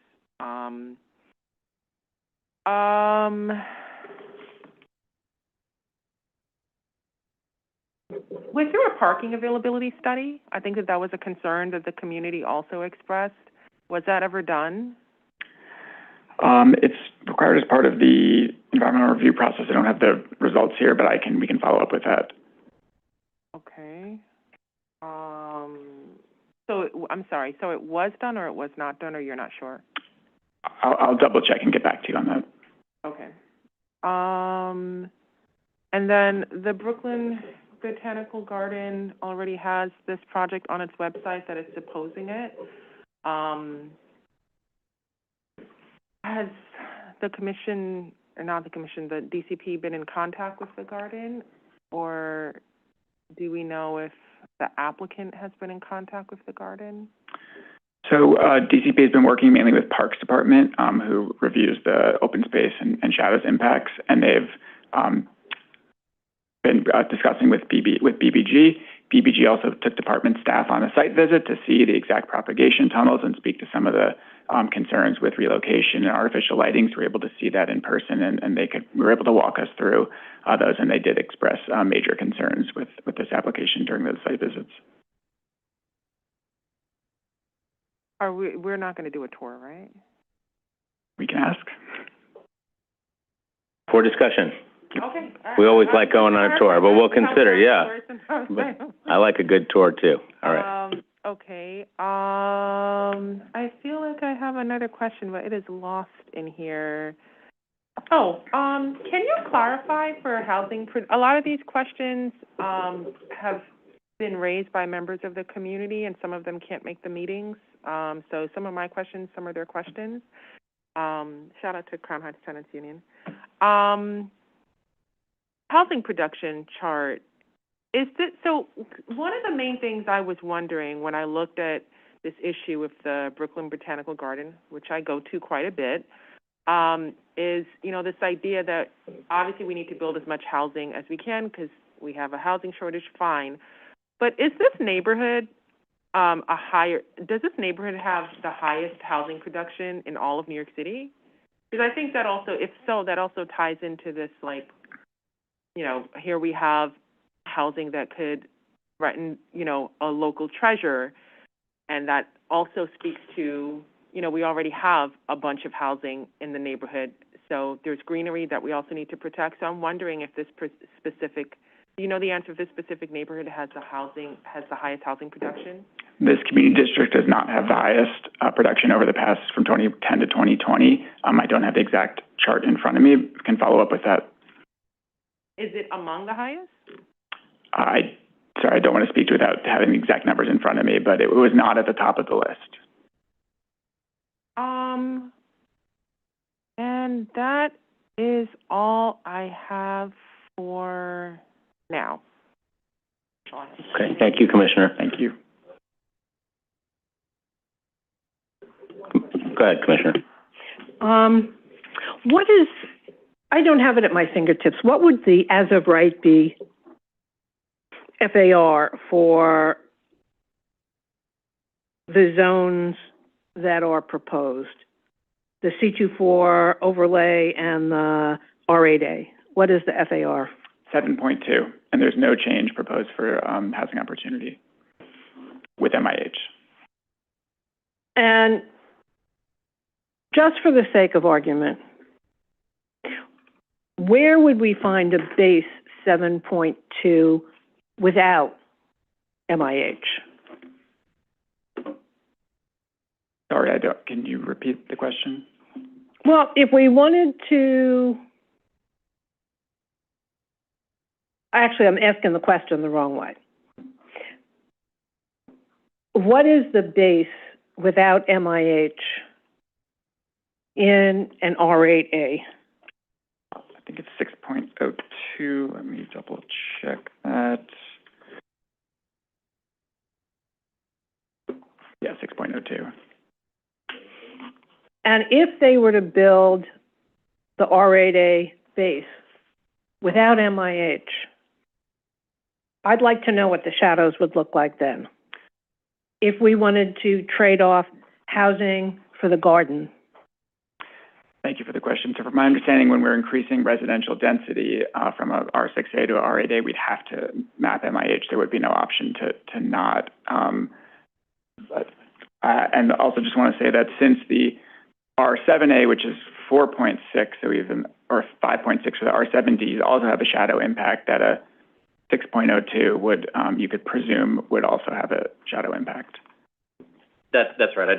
We did, and it's in the appendix as well. We looked at the R7A and R7D options, which have lower FARs and lower maximum heights, and we found similar. They had slightly less impact. That's correct. Yeah. But you're basically saying though that we can't upzone without also mapping MIH. That's a administration's policy. Right, but we could if the chair decided that it was worthwhile. No, isn't that the zone? That's the law. Isn't that MIH? We said it was administrative. I'm questioning that. My understanding is that it's a policy to, when increasing housing capacity, that we would map mandatory inclusionary housing. Yeah, well, we can come back and figure out whether it's law, policy, or otherwise. Certainly important precedent for us to map MIH when we increase residential density, because that's what delivers us the mandatory affordable, but we'll certainly find the answer to that question. If part of what we want to do is to preserve the ability of people to continue to enjoy the garden and the garden to continue to husband these wonderful resources, I think it's something we have to look at and balance if we can. If it's a law and we can't do it, then we can't do it. But I'd like to know. Yeah, I think the point here is, and I hear this from Commissioner Osorio and you, Commissioners, you want to know all of the possible options here, because there's an impact which is clear. The question here is there a path that does not result in those impacts? And I think that's what you're getting at, and I think that to an extent that the garden can handle. Right. And I will note that as of right, R6A would produce 168 units. So it's 307 units less than the proposed R8A. And those would all be market rate? Presumably, yeah, because there's no MIH mapped at the moment. Okay, thank you very much. Thanks, Commissioner. Thank you for your question. Sorry, I'm going to go back to Commissioner Osorio.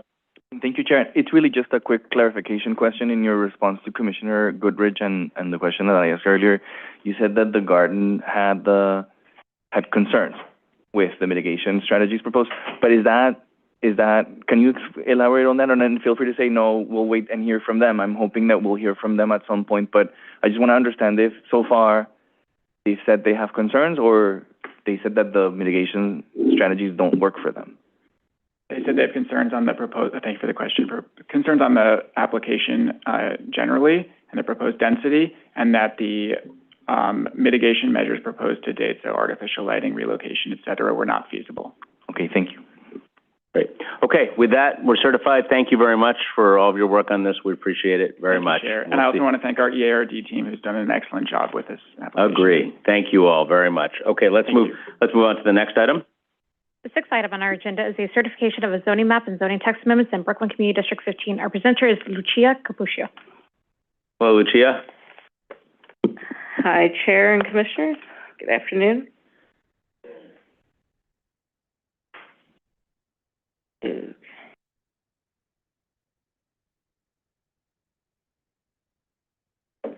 Okay.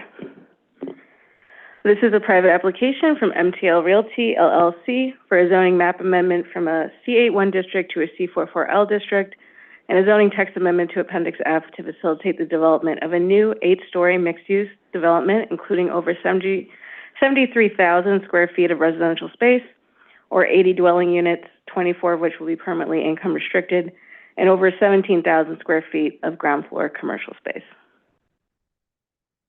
This project is located at 2390 McDonald Avenue between Gravesend Neck Road and Village Road South in Community District 15, Brooklyn. This is an aerial view looking north at McDonald Avenue and the project area. The project is in Gravesend, which is a neighborhood in southern Brooklyn, bounded by Mapleton to the north, Sheepshead Bay to the east, Brighton Beach to the south, and Bath Beach to the west.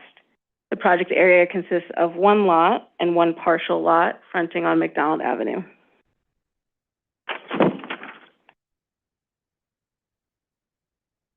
McDonald Avenue is a major north-south mixed-use and commercial corridor that runs from Gravesend to Windsor Terrace. It is a 100-foot wide street with a variety of uses, including low-density residential, mixed-use residential and commercial, and manufacturing and auto-oriented industrial uses. The elevated F subway line runs along McDonald Avenue and is directly in front of the project area. The entrance to the Avenue U subway station is located 1 block north of the proposed development. The area is also served by the B3 bus, which runs along Avenue U from Bensonhurst to Bergen Beach. This is a land use map with McDonald Avenue in the center. The project area is outlined in the black dots with the proposed development outlined in yellow. The light yellow lots on the map are residential uses, which in this area range from 1 and 2 family detached and attached housing to medium density apartment buildings. There's a strong presence of commercial uses, seen here in red, including the development site. Many of the commercial sites have residential units located above, including directly next to the development site. There are also light industrial uses shown here in purple. In this area, these include auto repair shops and warehouses. The west of the development site is the Gravesend Cemetery, and directly to the north of the cemetery is the Lady Moody House, which are both LPC designated landmarks. The project area and surrounding area is mapped with the C81 zoning district. The C81 is a general commercial district that permits a wide range of commercial uses and does not allow residential uses. The C81 district permits a commercial FAR of 1. This photo looks north from McDonald Avenue, where you can see the project area on the left and 2-story commercial buildings on the right. Directly above McDonald Avenue is the trestle that supports the elevated F subway train, or in this case, above ground train.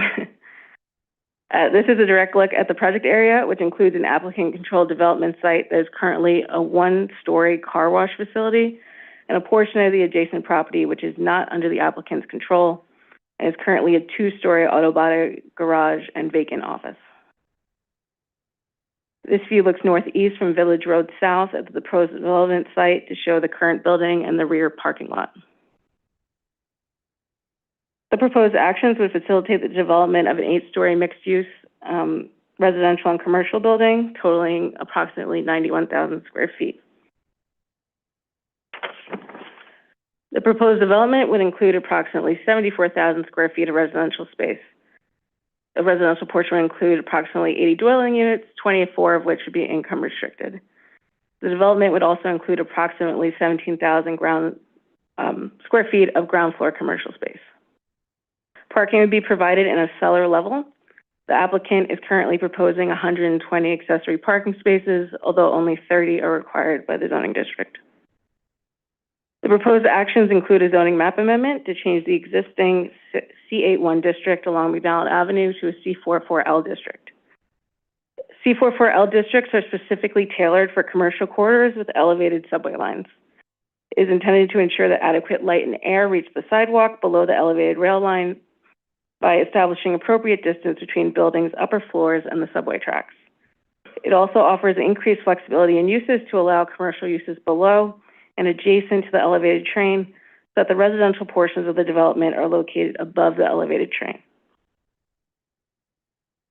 A C44L district is a contextual commercial district that allows mixed-use buildings at a residential equivalent of an R7A.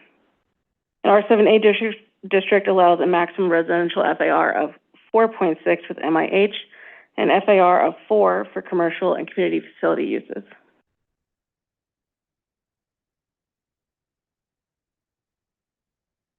Excuse me one second, I just got a little turned around.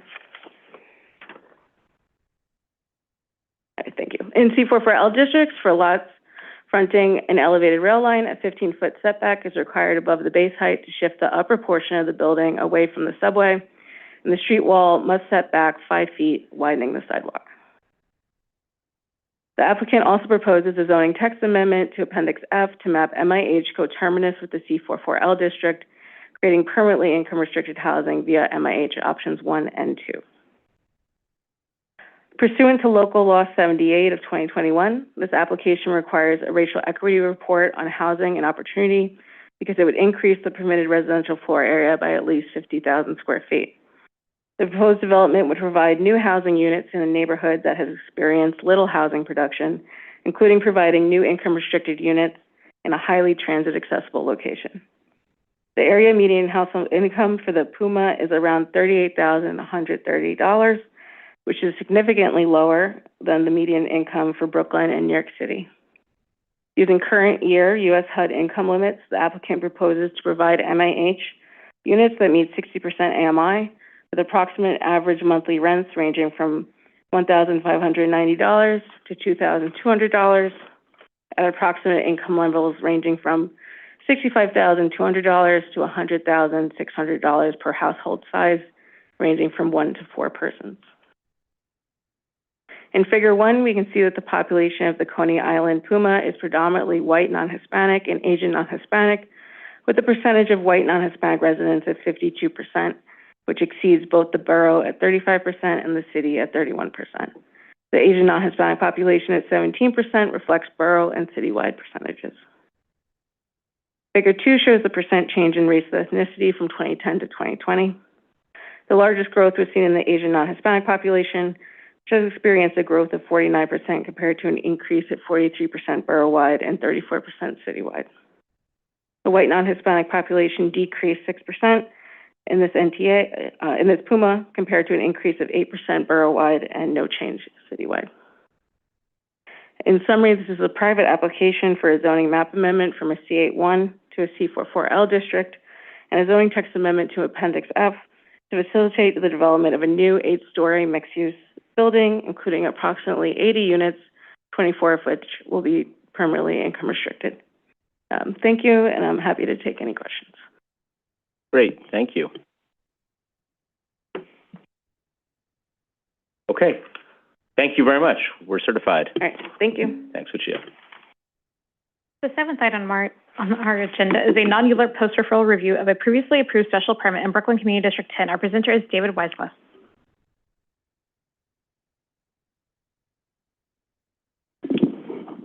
Good afternoon, Commissioners. Good afternoon. Give it a second for the presentation to come up.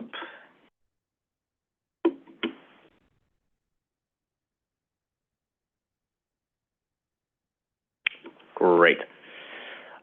This is a post-referral review for a non-ULURP modification to an existing large-scale residential development. You heard about this project at the March 4th review session, from which the project was referred out to Community Board 10. The applicant for this proposal is RAHF Foreshore Hill, LLC. Again, this is a non-ULURP modification to an existing large-scale residential development, or LSRD. The project will facilitate a 9-story, 85,000 square foot building with 137 AIRS units. AIRS units are affordable, independent residences for seniors. The project also includes improvements to landscaping and open space designs on the campus. The project is located at 9000 Shore Road in Community District 10. This is also located in Council District 47, which is the district of Council Member Justin Brannon. The site is a predominantly R7A, with a portion of the site falling within the R31 district. The surrounding area is predominantly low-density residential uses to the northeast. You have Shore Park and Parkway to the west, and additional medium-density development along Shore Road to the south. The project here, which is outlined in yellow, is bound by Shore Road on the west, Colonial Road on the east, and 91st Street to the south. Colonial Road, upon which the proposed building will have frontage, is 80 feet wide. and directly across the street, across Colonial Road from the campus, is a religious institution, the Sister Visitation of Brooklyn, which includes Visitation Academy. This image here shows Shore Hill campus a bit closer with the LSRD boundaries shown in yellow. Outlined in pink is the location of the current parking lot. This is roughly where the proposed development will be constructed. None of the existing 3 buildings, the 2 residential towers, nor the community facility building, will be demolished or altered as a part of this project. The proposed development will be a 9-story, approximately 85,000 square foot building with 137 AIRS units. This project also includes improved landscaping and open space designs. This image shows a rendering of the proposal looking southwest from Colonial Road. This modification to the existing large-scale residential development, or LSRD, is determined to be a non-ULURP modification, as opposed to a major modification, because no additional waivers are required for the LSRD. And I'll go into detail about that on the next few slides. So first, a little bit of history. In 1974, the CPC and the Board of Estimate approved an LSRD for development of 2 14-story AIRS buildings and a community center, which still exists today and will remain. When originally developed, the property was fully located within the R7-1 zoning district. The project at the time included waivers of R7-1 regulations regarding rear yard, height and setback, and required distance between buildings. In 1978, a small portion of the campus just to the south of the proposed development area was rezoned to R31.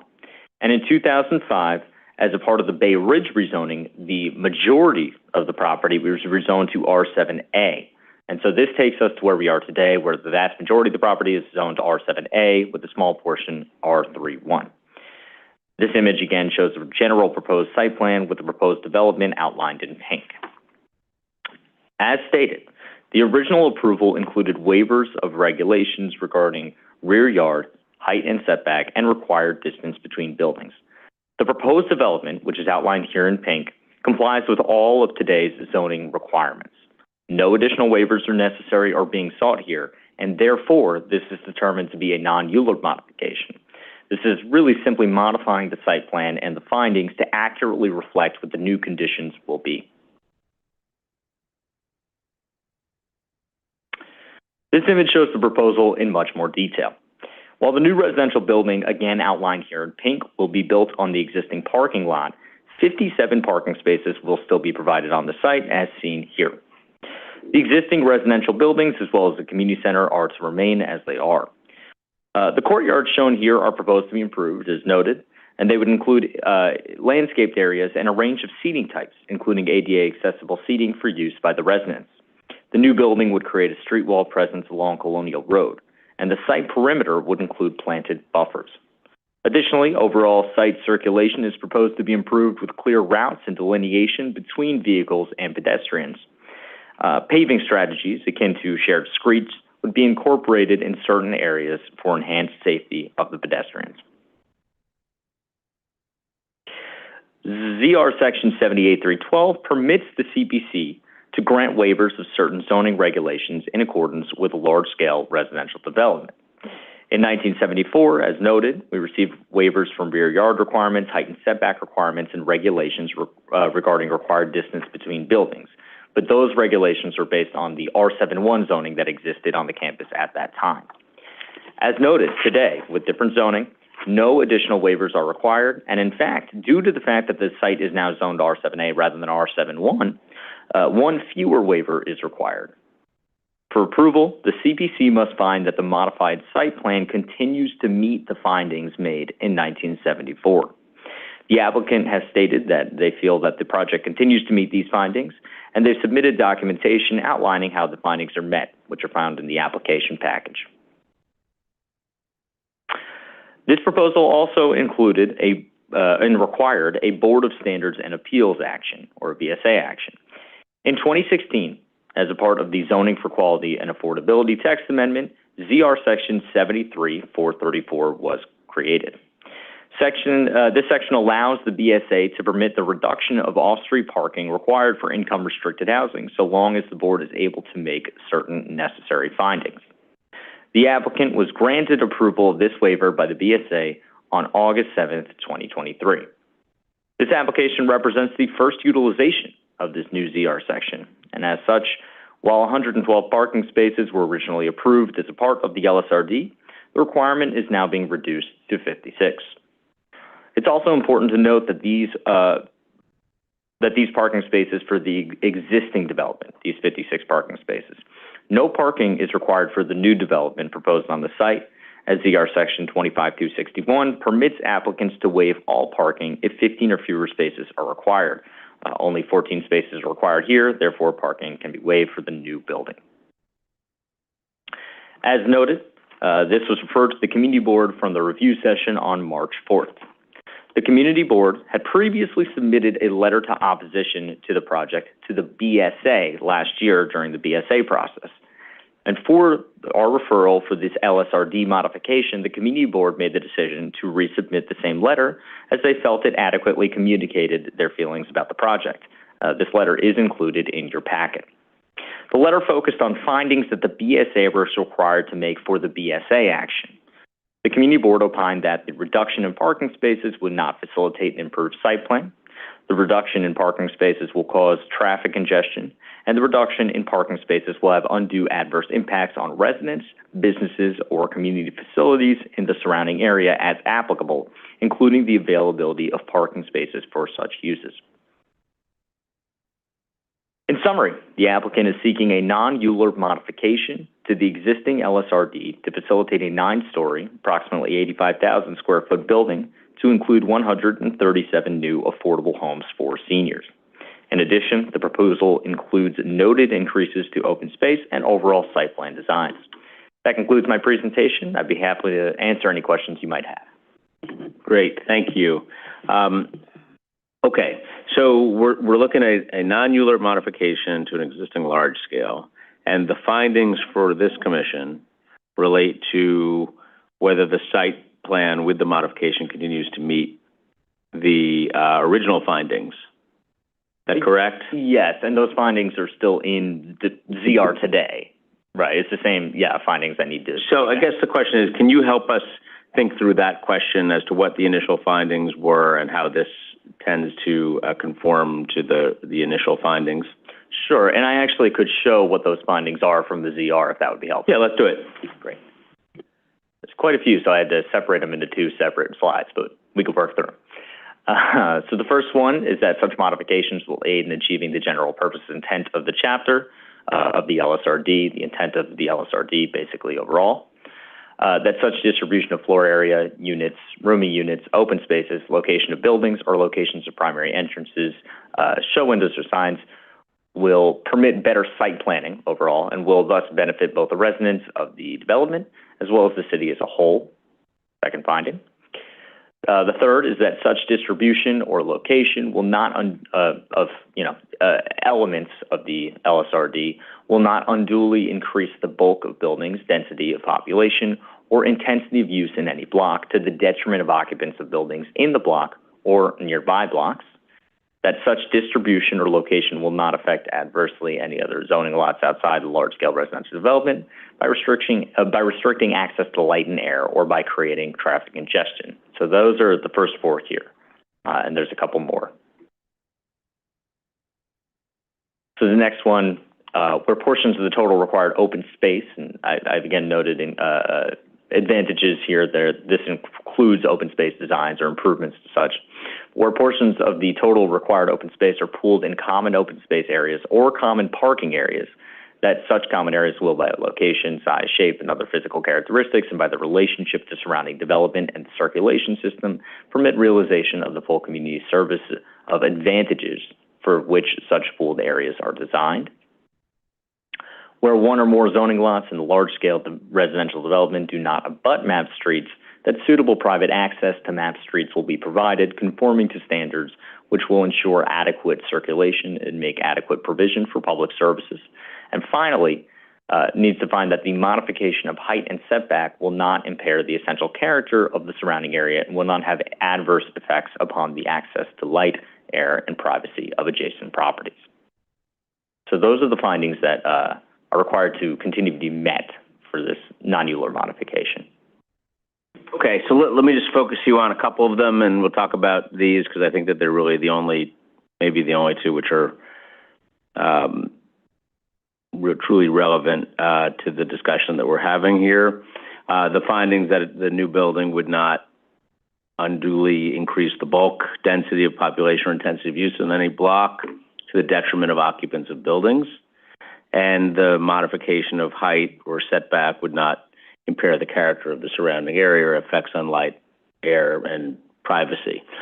Can you just talk a little bit about that? Obviously, this is this is an area of the city which has not really created a whole lot of housing. So in terms of density writ large, that's certainly not, the issue.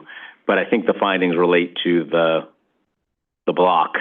So let's talk about that for a minute. Why don't you help us understand how we should interpret that and how we can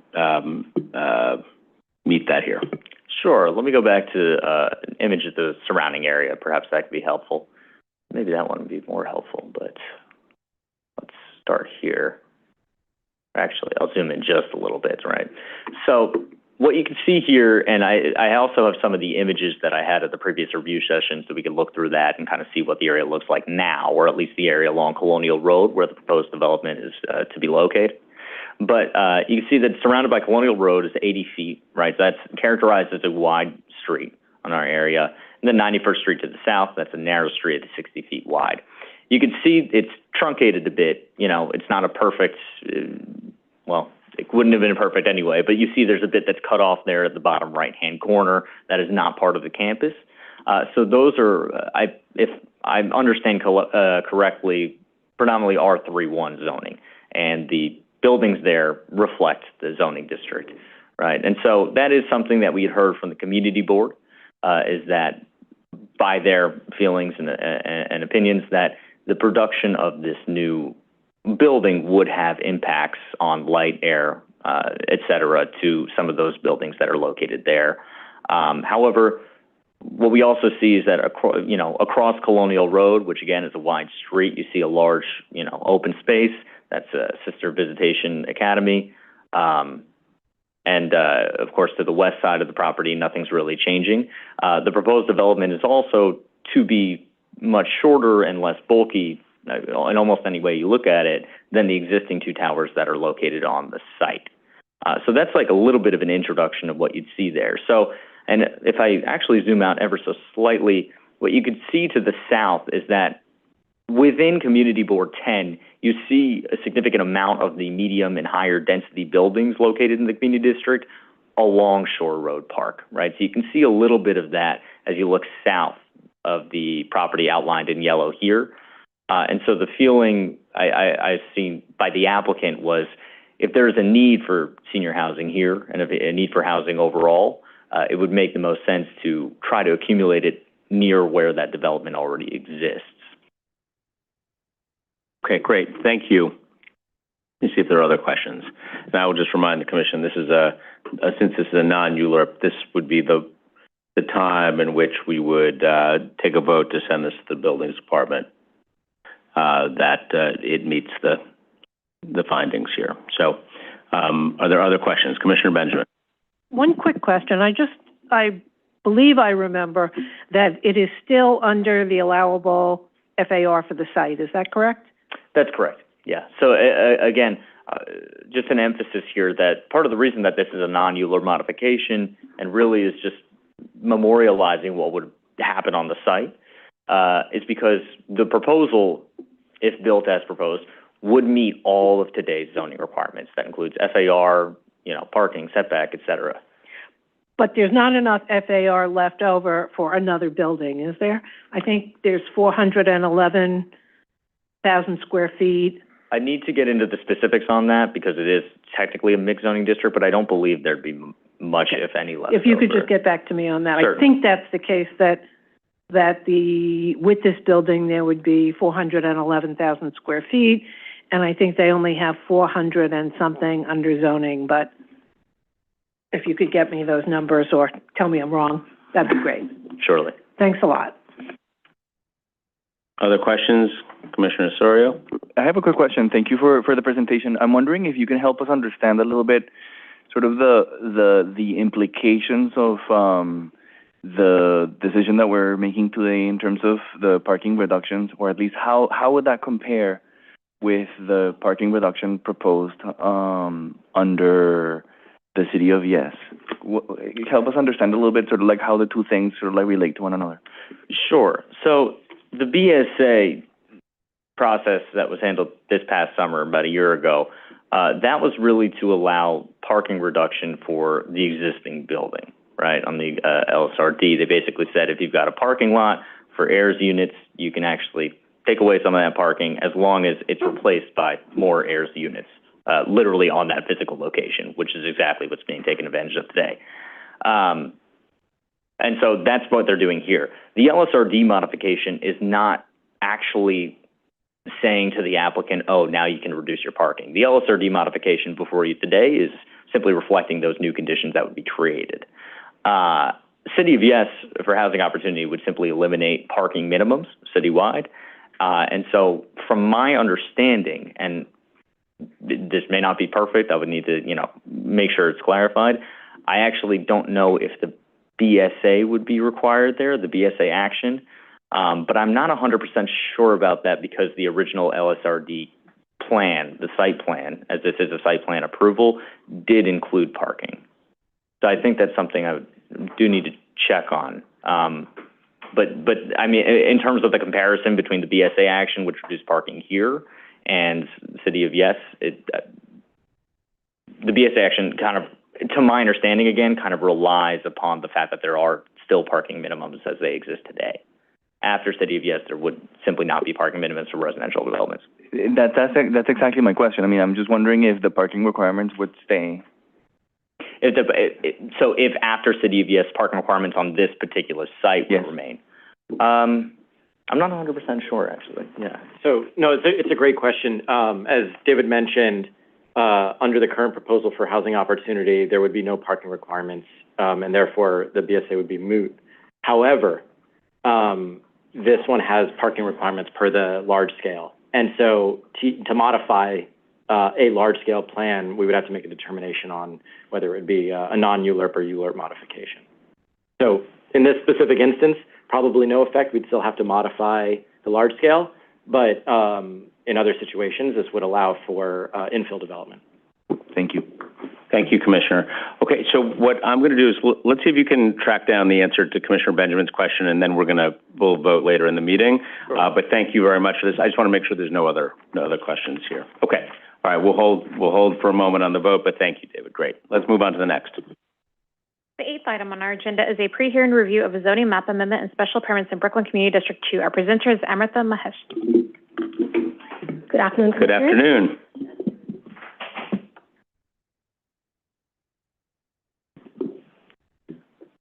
Waiting for the slides to come up.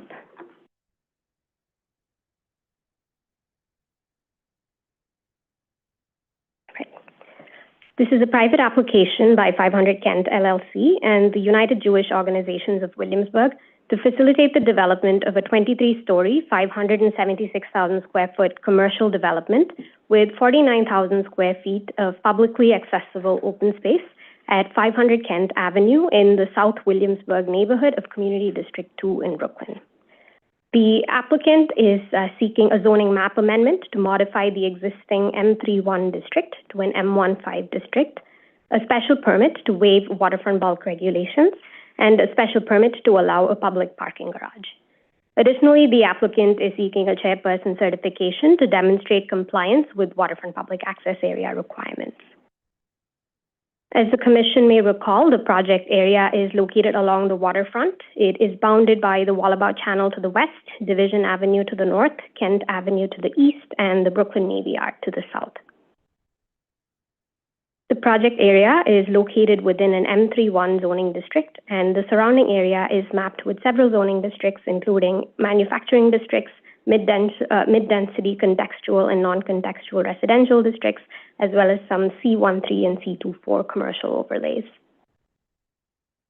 The proposed development is a 23-story office building comprised of roughly 555,400 square feet of commercial floor area with 20,700 square feet of retail floor area. It would include approximately 49,000 square feet of public open space. This slide includes illustrative renderings of the proposed development as seen from Kent Avenue. And here is an overall view of the waterfront esplanade and proposed public access areas. The applicant is proposing to rezone the project area from an M31 zoning district to an M15 zoning district. M15 zoning districts would permit commercial and manufacturing uses at 5 FAR and community facility uses at 6.5 FAR. The applicant is seeking a special permit to waive bulk regulations on waterfront lots. The applicant is seeking waivers for the maximum permitted base height and building height, initial setback distances, and width of walls facing the shoreline. Additionally, the applicant is seeking a special permit to allow below-grade parking garage with 234 spaces and 12 reservoir spaces. This application was certified on January 22nd and duly referred to Brooklyn Community Board 2 and the Borough President.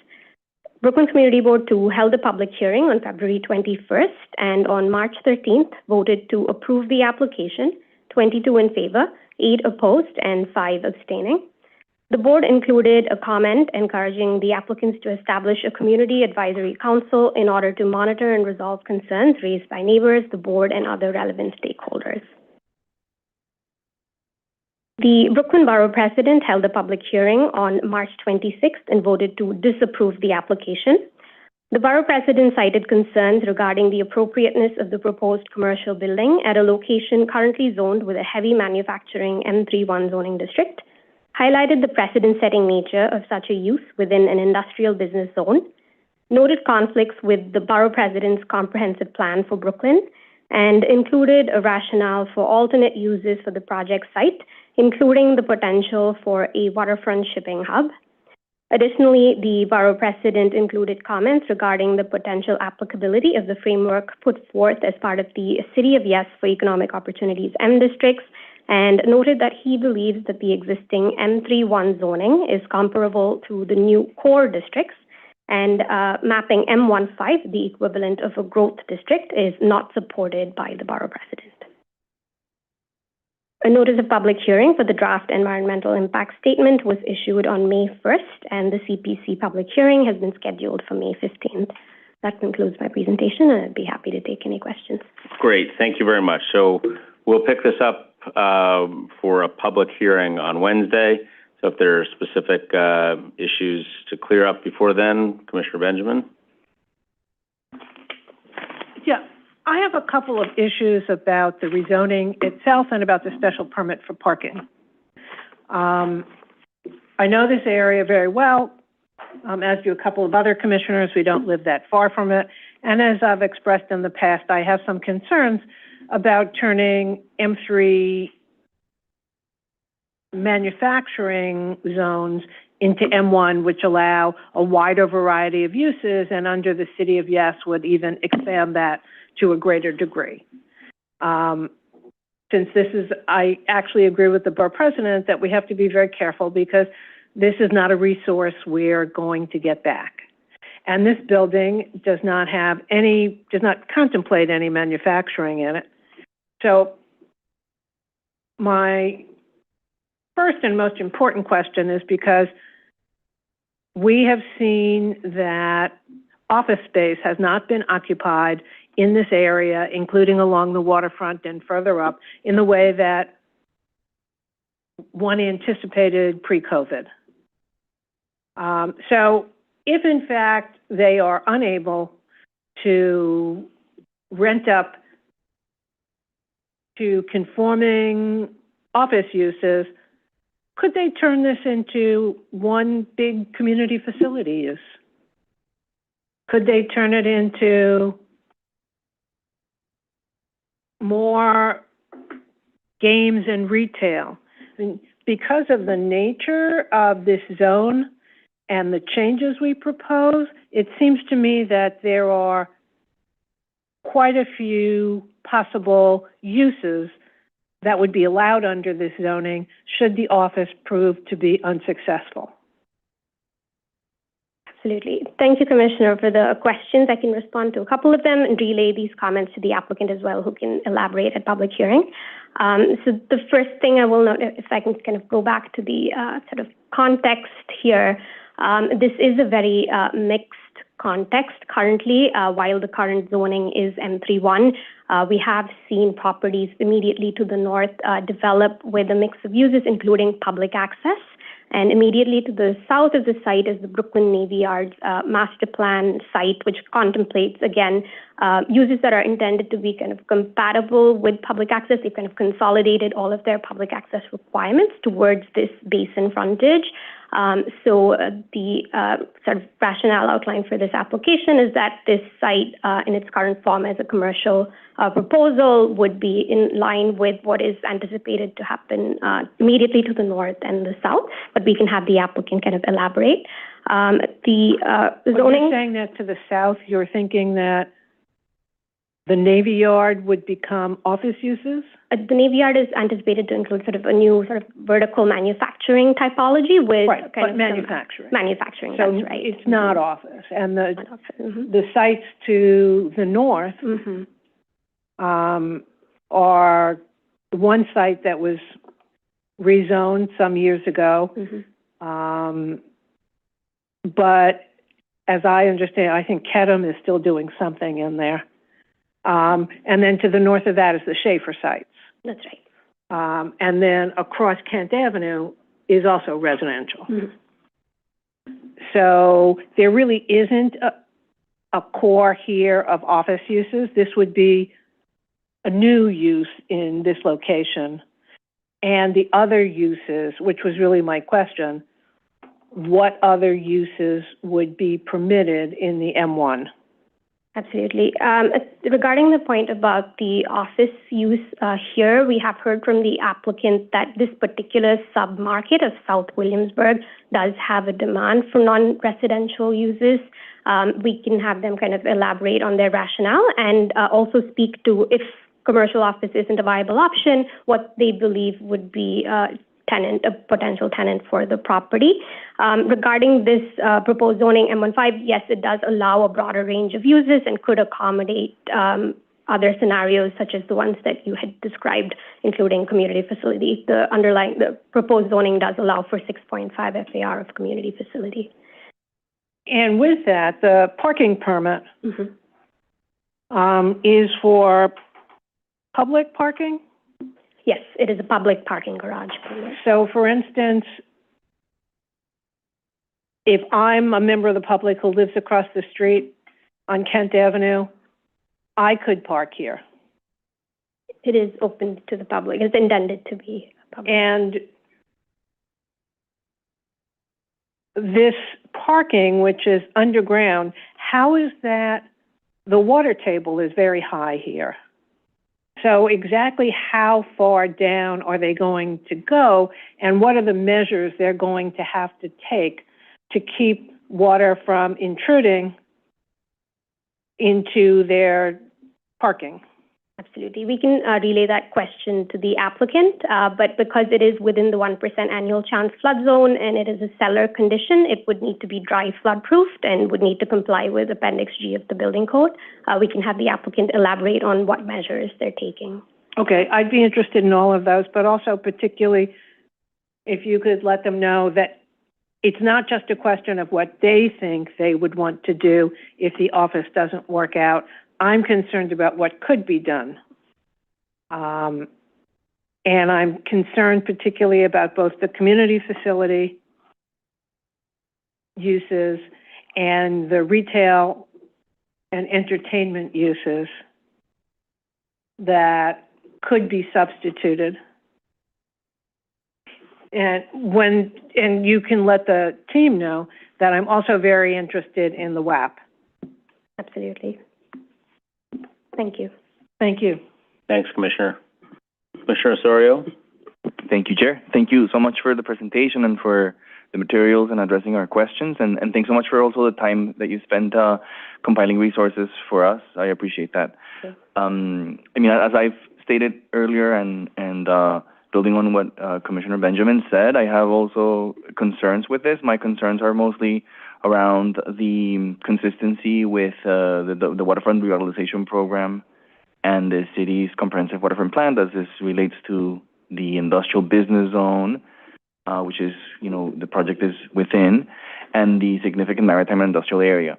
I'm wondering if, and my question is just meant to follow up on a couple of things. I'm wondering if it's possible to hear from the Navy Yard about how does this relate to their master plan. I know that in the past you've indicated that the Navy Yard's master plan does not include this, but I would like to know, what is the current availability of space for office and vacancy specifically within the Navy Yard, and what are and where exactly or how would this proposed use relate or foreclose expansion plans? I'm also wondering. So I'm wondering if that's something that I don't know if it's possible to do by Wednesday, but I would love to sort of hear directly from the Navy Yard in that regard, as well as from EDC. In terms of, again, sort of some of the exciting announcements that we've heard lately regarding the future of green jobs in the city, and, why aren't we planning for this site in relation to both the city's vision for the waterfront, speaking as the Coastal Commission, particularly in support to the working waterfront, but more broadly, the larger economic development policies that are supposed to be nurturing a space for manufacturing. And so that's one. The other one is, I don't know if the Industrial Development Corporation, I believe it will be Evergreen for this part. Have they engaged? What is their response to this? And also, let me stop there. Yeah. You want to go first? Sure. Regarding the connectivity with the Brooklyn Navy Yard and their plans and their take on the site, we're happy to kind of follow up and try to get a response before Wednesday, and with EDC as well. I'll pass it over to Alex about the... No, and that's a great question. We'll follow up on that too. I just wanted to follow up on that. Yeah. Thank you. Thank you. Yeah, but we'll see. I mean, hopefully we'll hear from them anyways on Wednesday. But I just want to highlight one last thing, which is we've been talking about offshore wind in terms of another very specific proposal, but just in general, I want to know if the city, specifically EDC, foresees any potential for support for that industry in and around the Navy Yard, given the port facilities.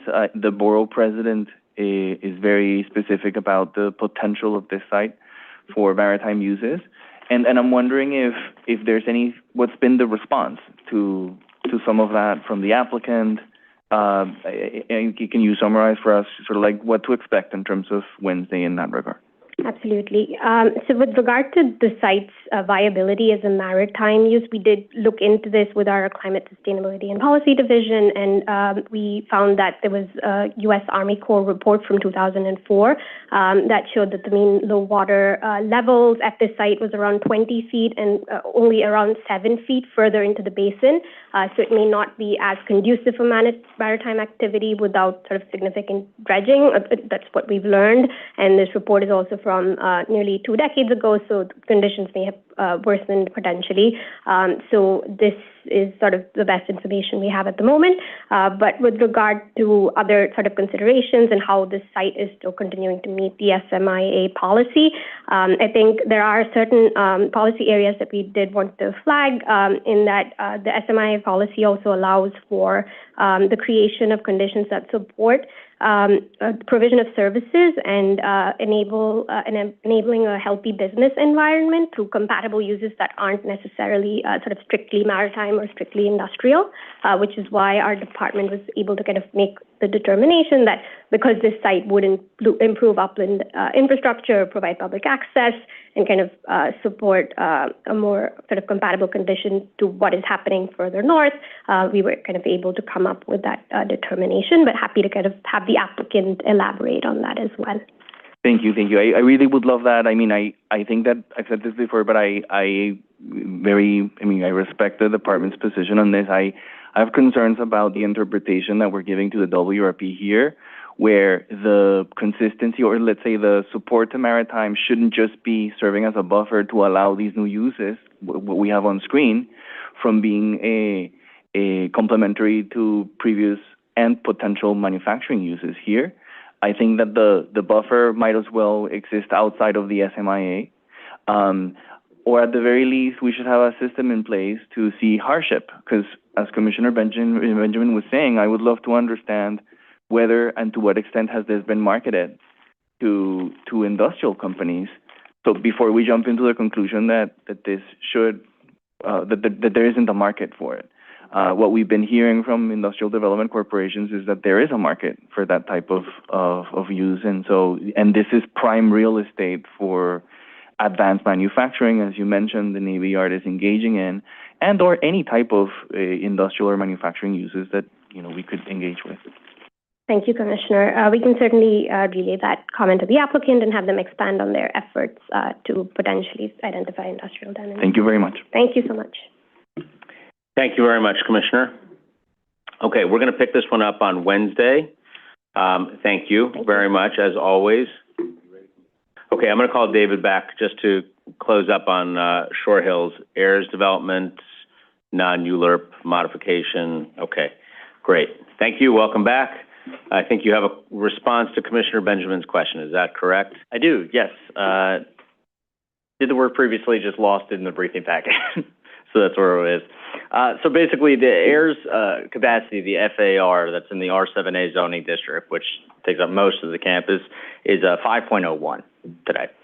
When you take that together with the square footage of the property, that comes out to about 530,379 square feet capacity that could be built. Right now, there's 409,547 square feet of existing residential, and the community facility building, only one story, is 4,580 square feet.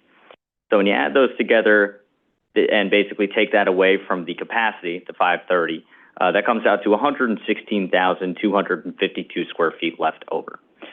New building is supposed to be 85,017 square feet.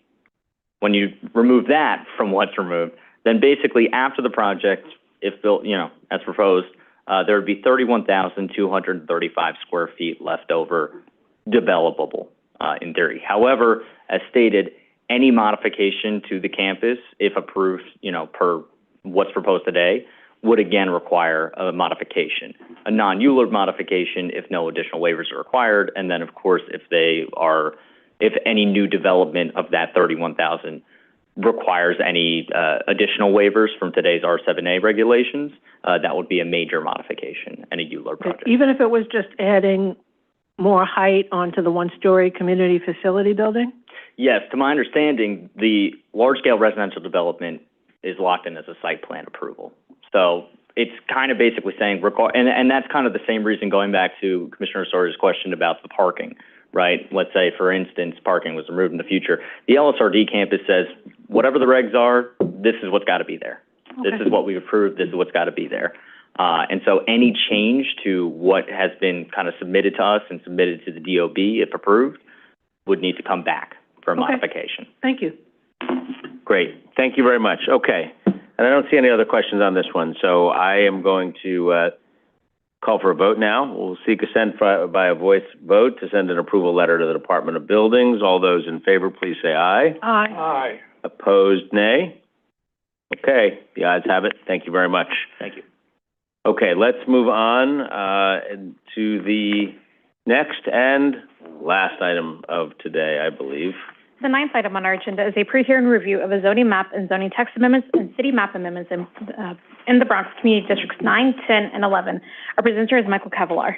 And it's not the last item of the day, so let me manage expectations. That was my fault.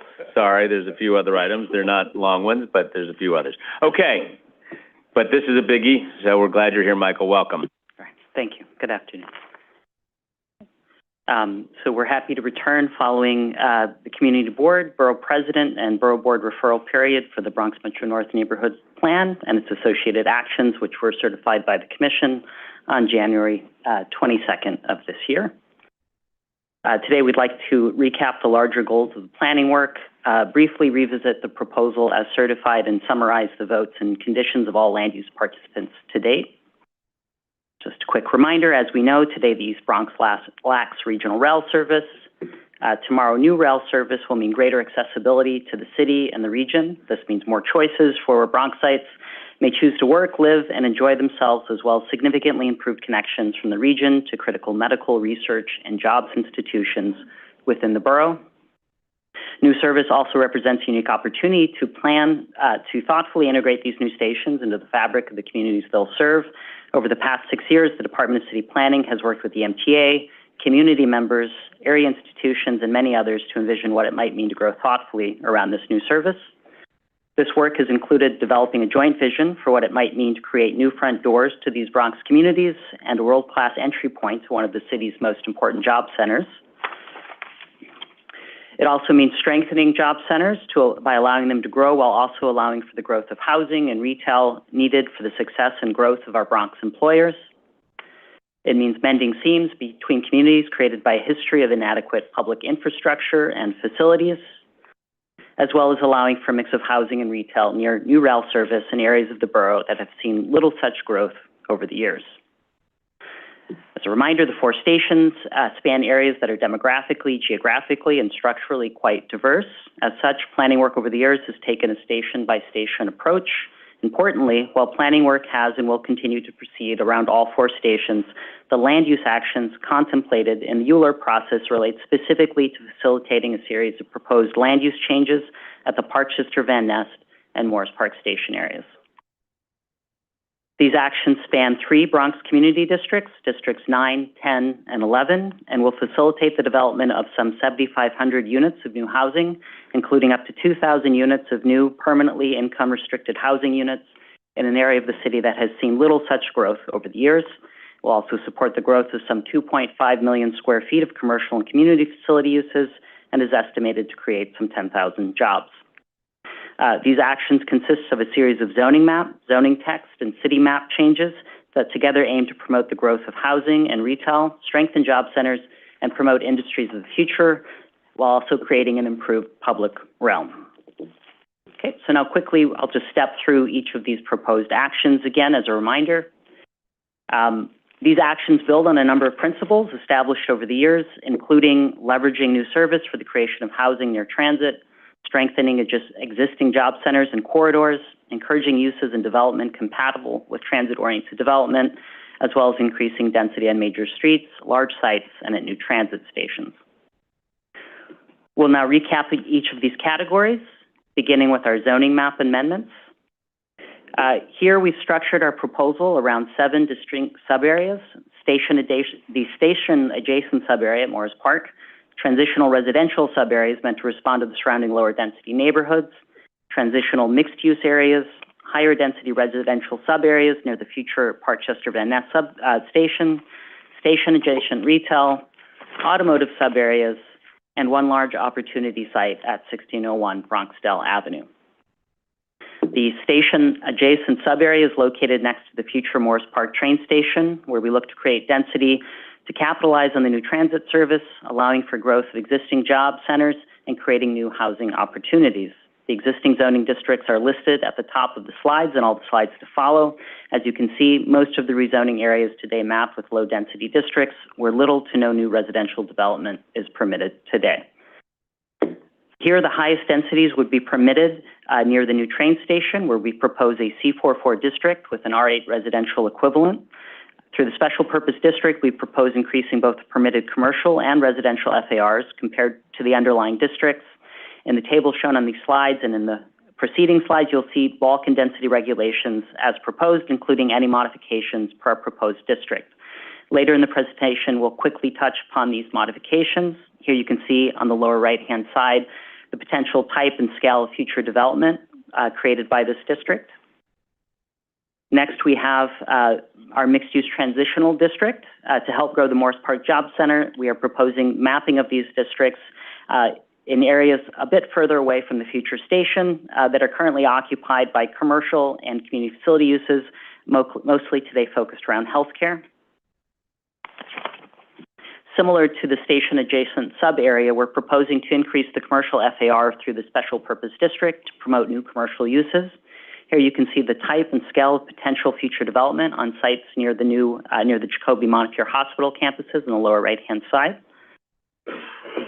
Next, we have our neighborhood commercial district. This sub-area is located on the Montefiore Einstein Medical Campus. Our actions here are meant to facilitate and improve pedestrian connections between the Morris Park neighborhood to the west, the existing health campuses, and the future station. Similar to key commercial corridors elsewhere in the project area, we propose a C24 overlay here as the existing large-scale community facility development plan that is on the Montefiore campus does not allow for commercial uses here today, such as neighborhood serving retail. And again, on the lower right-hand side, you can see the type and scale of potential future development with the existing housing towers of Montefiore sort of in the background on the right-hand side there. Next, we have our transitional residential area, which is meant to provide a transition between higher densities close to the stations and adjacent lower-scale residential neighborhoods. This sub-area centers around key corridors such as East Tremont Ave and East Chester Road.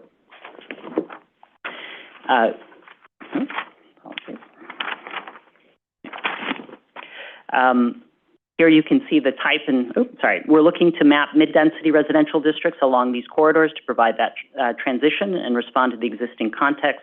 Just to note that C24 overlays are also proposed along these frontages. And here on the right-hand side, again, you can see the type and scale of potential future development here specifically along East Tremont Avenue. Next, we have our high-density residential districts, which are centered around the future Parkchester Van Ness Station and the large opportunity sites there, again, in an effort to create density closer to the future station. Here again on the lower right, you can get a sense of the type and scale of potential future development that would be facilitated by these changes, sort of on the left-hand side and a bit in the background. Next, we have our special site at Bronxdale. Due to its proximity to one of the future train stations, its size, and the potential to create open space and pedestrian access here, the proposed actions have a tailored approach. The city proposes a tiered M11A/R73 district to provide flexibility for existing industrial uses while also allowing for mid-density mixed-use residential development over time. Currently in public review, in addition to the mapping action that the city is the applicant for, the private property owner here is also the applicant for an associated mapping action, which is also part of the packet.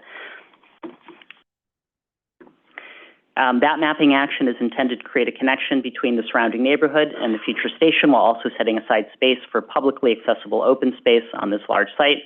And then here on the lower right-hand side, again, you can see the potential type and scale of future development that would be facilitated here with the sort of center running street there. That would be the extension of Pierce Ave. That is the subject of the associated mapping action. And then finally, we have our automotive commercial districts.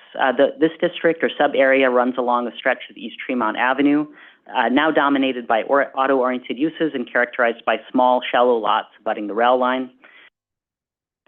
Here we propose a C82 district to allow the existing auto uses to continue as of right while also creating opportunities for other commercial uses such as retail that commuters and residents could patronize. Here you can see on the lower right-hand side again, on the left-hand side of the image, you can see the potential type and scale of future development there.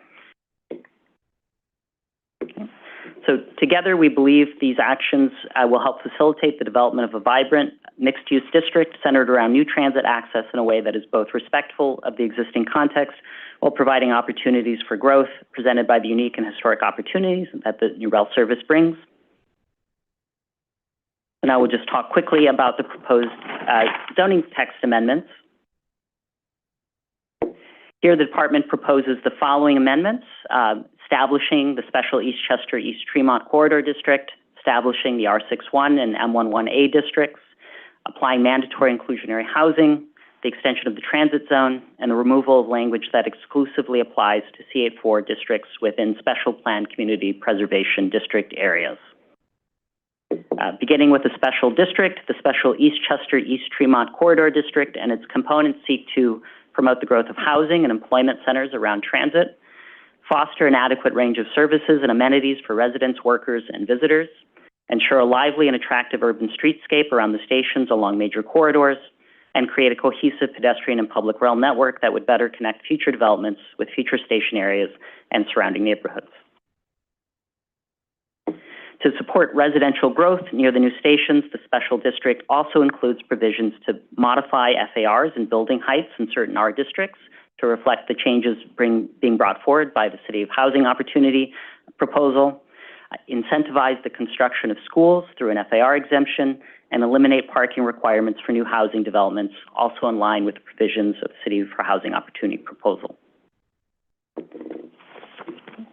To encourage the creation of a lively public realm and create a cohesive and active urban streetscape connecting future developments with the future stations and surrounding neighborhoods, the special district proposes a density bonus for public realm improvements, authorization for bulk flexibility to accommodate bonus floor area, the transfer of floor area at the Morse Park Station Area Plaza to facilitate development there in the proposed future plaza, an allowance for commercial activity on the second floor in C24 districts, also reflecting there the zoning for economic opportunity changes, as well as streetscape regulations, also themselves reflective of what is contained within the zoning for economic opportunity proposal.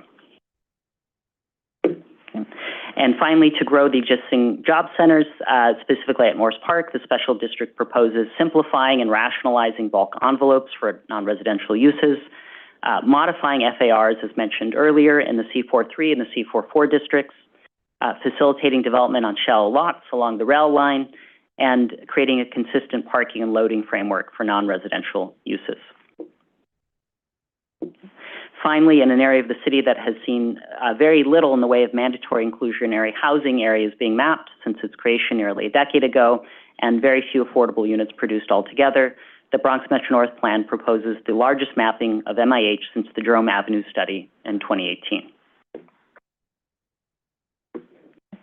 To complement the MTA's work and our own proposed land use actions, DCP also proposes a series of potential public realm improvements around each of the station areas, as well as 5 specific city map actions intended to facilitate aspects of that work.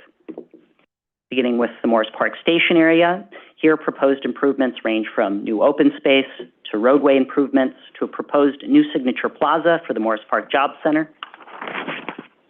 3 of these proposed improvements are the subject of specific mapping actions under consideration, highlighted in pink here, and including an action to facilitate a future plaza at Morris Park, the widening of Marconi Street to include sidewalks on its western side, and a mapping envelope to facilitate a future potential connection to Marconi Street, or Marconi Street to the north connecting to Pelham Parkway. At Parkchester Van Nest, the city proposes a series of potential improvements to the public realm, including improvements to existing open spaces, critical pedestrian improvements, particularly along East Tremont Avenue, and incentives for an expanded public realm. Up for public review are 2 mapping actions intended to facilitate aspects of this work. The 2 mapping actions that are the subject of this application include a demapping action to facilitate public realm improvements and create a more regular parcel, shown in blue, for future development, as well as a mapping action previously noted when discussing the 61 Bronxdale property, shown in pink, meant to provide for public access into the site and a potential third station connection, as well as publicly accessible open space. In the future, together with the proposed city map, and zoning text amendments, DCP envisions the transformation of East Tremont Avenue into a unifying seam between communities to the north and the south. The Bronx Metro North study is the subject of a full EIS and racial equity report. There are details on that in your briefing package. As part of the environmental review process, the DEIS did identify impacts in the categories shown on the screen. Mitigation measures were identified as part of the DEIS and are being further explored in advance of the final DEIS. So in summary, these actions include a series of zoning map, zoning text, and city map amendments in Bronx Community Districts 9, 10, and 11 intended to facilitate the growth of housing, retail, and office uses near new transit.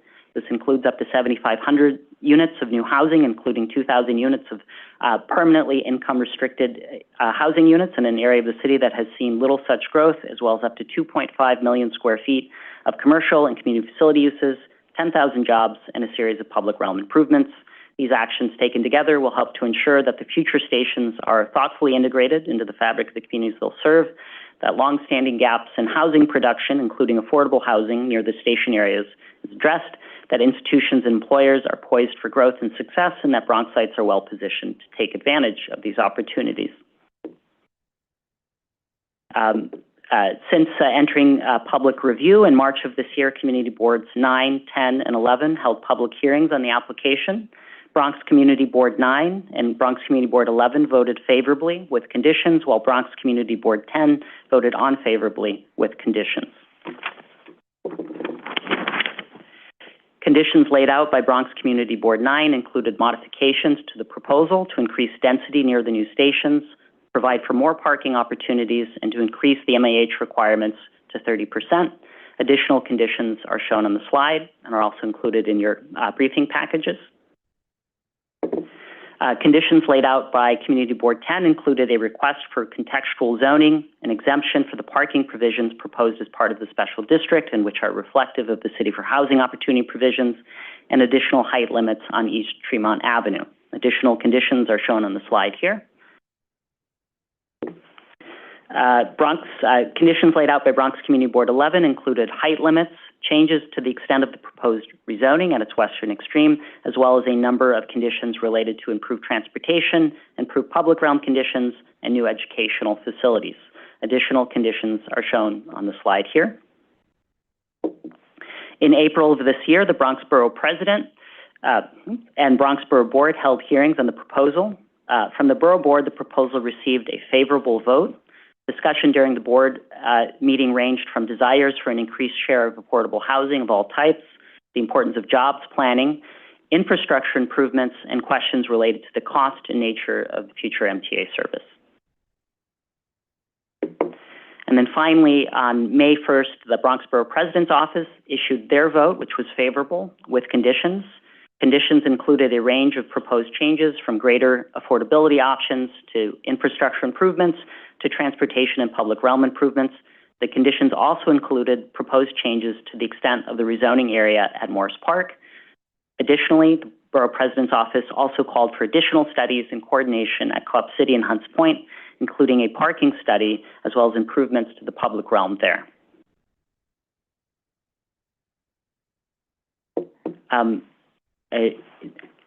Following the January 22nd certification hearing, there were a couple of questions raised. Then one of those questions was raised by Commissioner Osorio and related to the conditions at Hunts Point, specifically in the cross-section there. So we just wanted to provide you with this. We can also, of course, provide you a hard copy of this or a digital copy of this.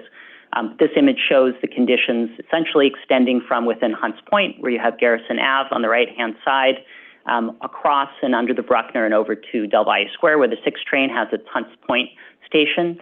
I'll just note a couple of things here. You can see the former Amtrak station. The new Metro North station will be built essentially behind the former Amtrak station. There will be a plaza built where it says primary entrance on Garrison Ave, but there will be a secondary entrance, as you can see there, on the left-hand side of the former Amtrak station that will reduce the crossing distance somewhat. An important note here is that part of the state DOT project to rearrange the ramps in and out of the Hunts Point Peninsula, there is a ramp that has already been demolished, and that will provide for additional expanded public realm space, which had previously been occupied by that ramp space. So should shorten the crossing distances there somewhat.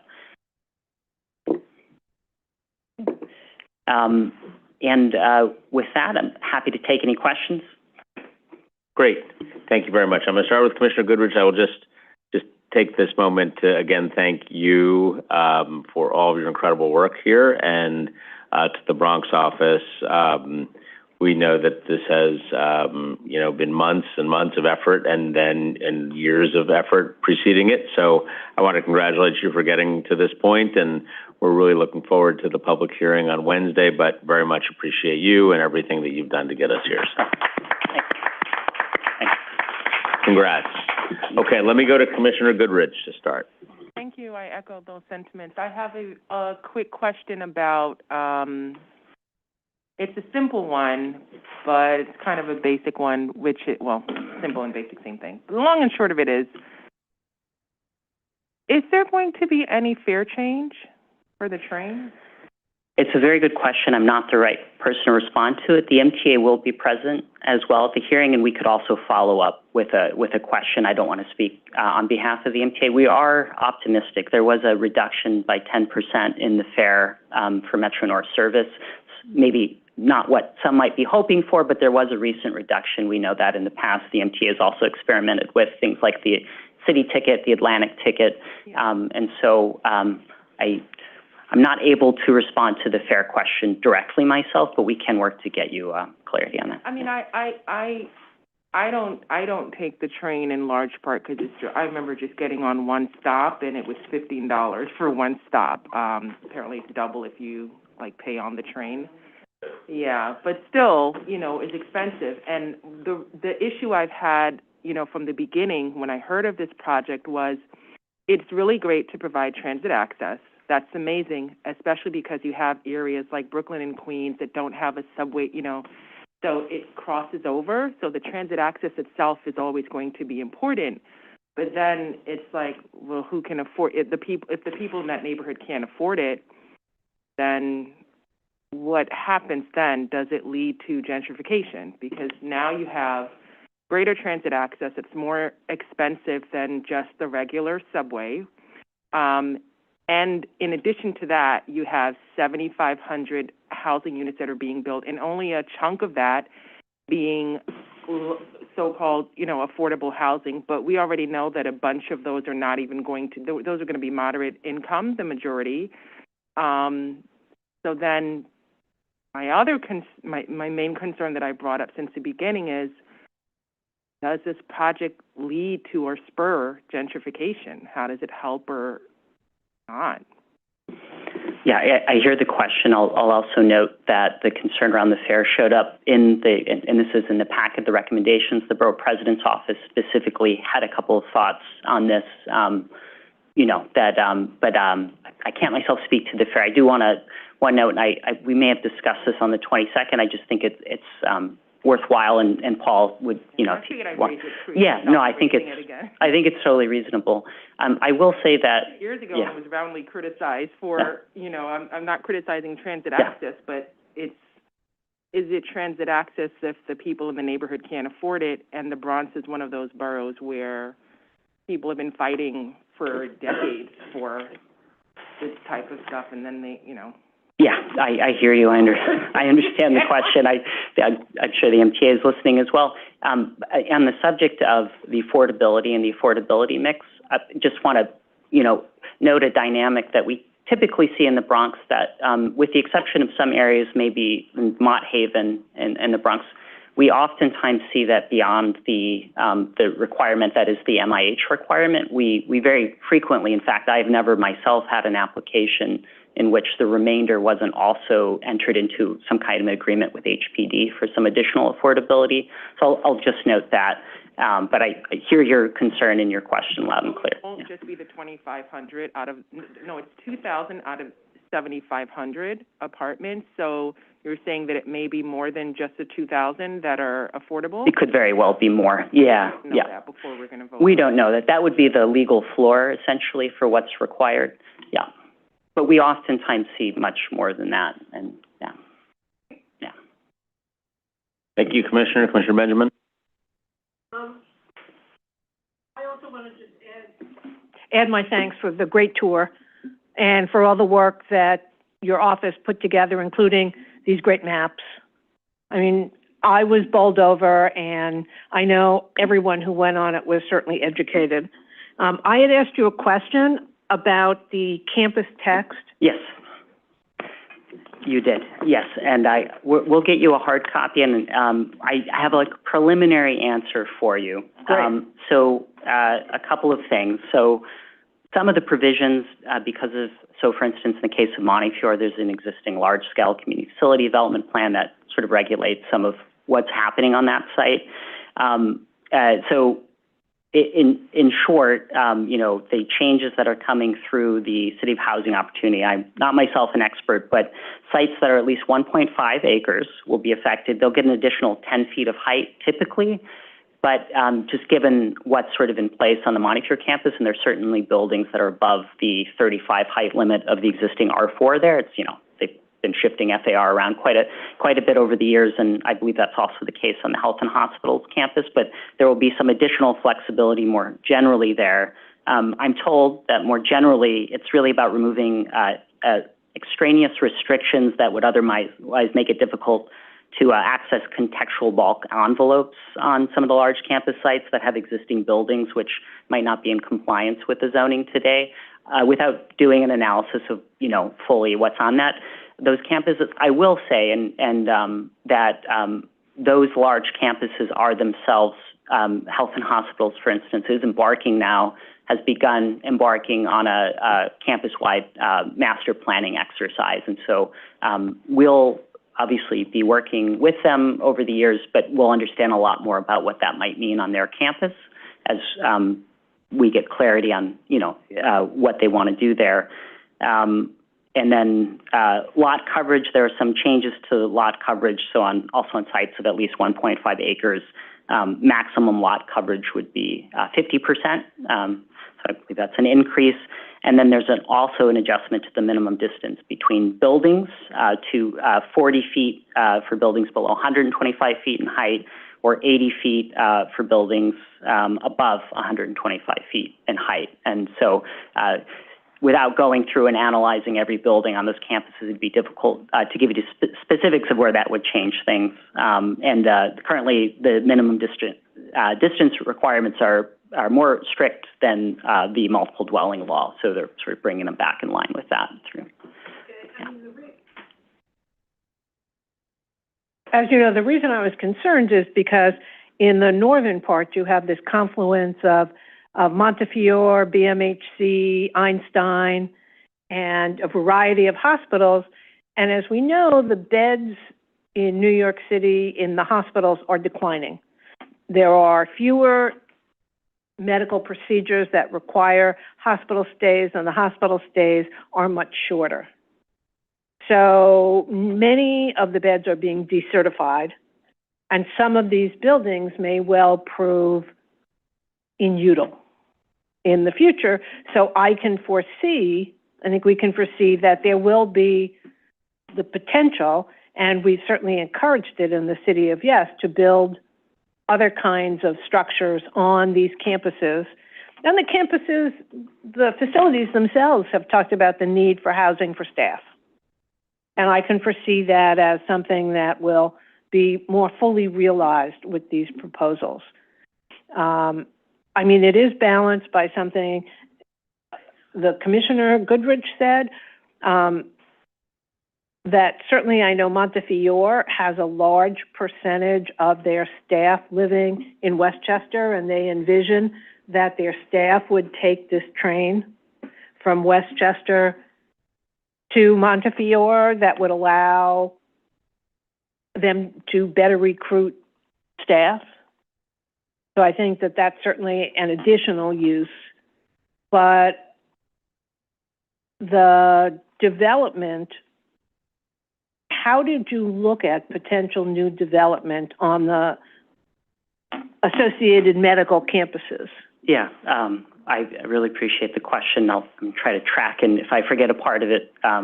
There are a couple of portions of the Jacoby campus that are included. Jacoby has their own process. Their board votes on things.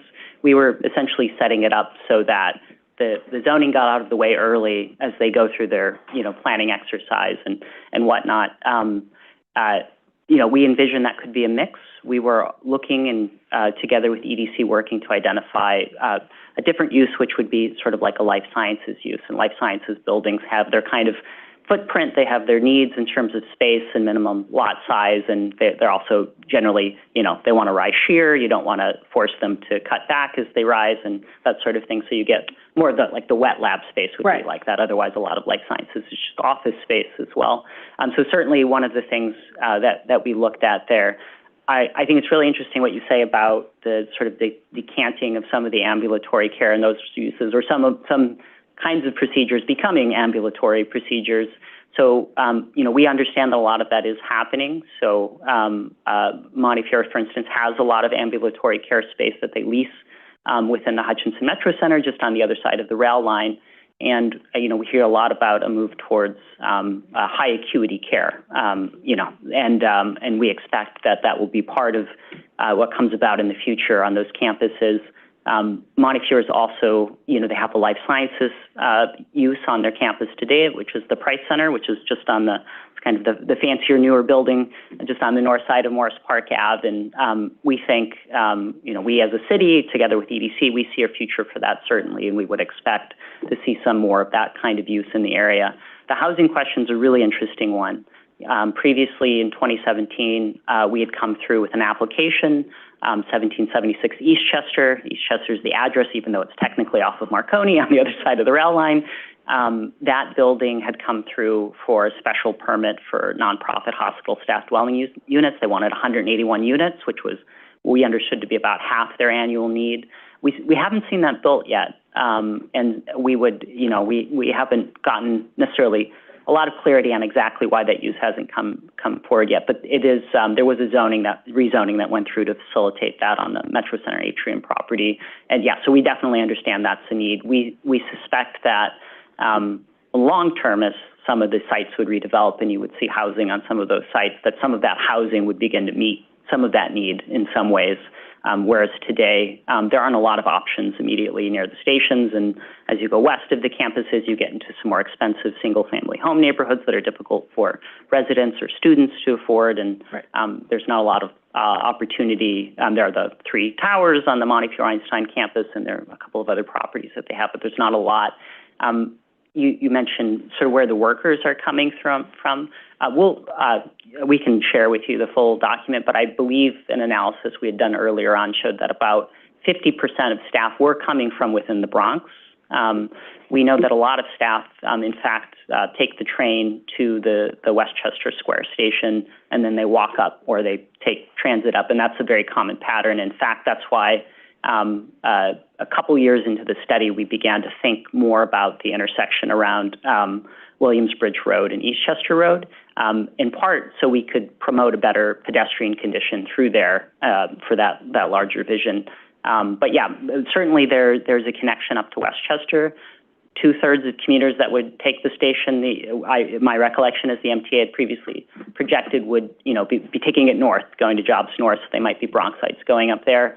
Montefiore Einstein has a campus in New Rochelle, and we know that they see a connection. These campuses will suddenly become quite connected, just one stop away from each other on the line as it'll work. And I don't know if I've answered your question, but we're happy to follow up with anything else. You have, and you've given me more food to think about how we might view the opportunities on these campuses. Yeah.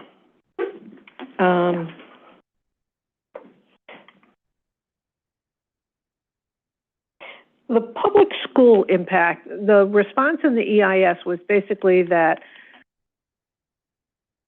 the Department of Education and SCA said they'll take a look when there are people there, but until that happens, they can't really tell us exactly what the mitigation would be, whether they would just redistrict and move people to a district that's underutilized.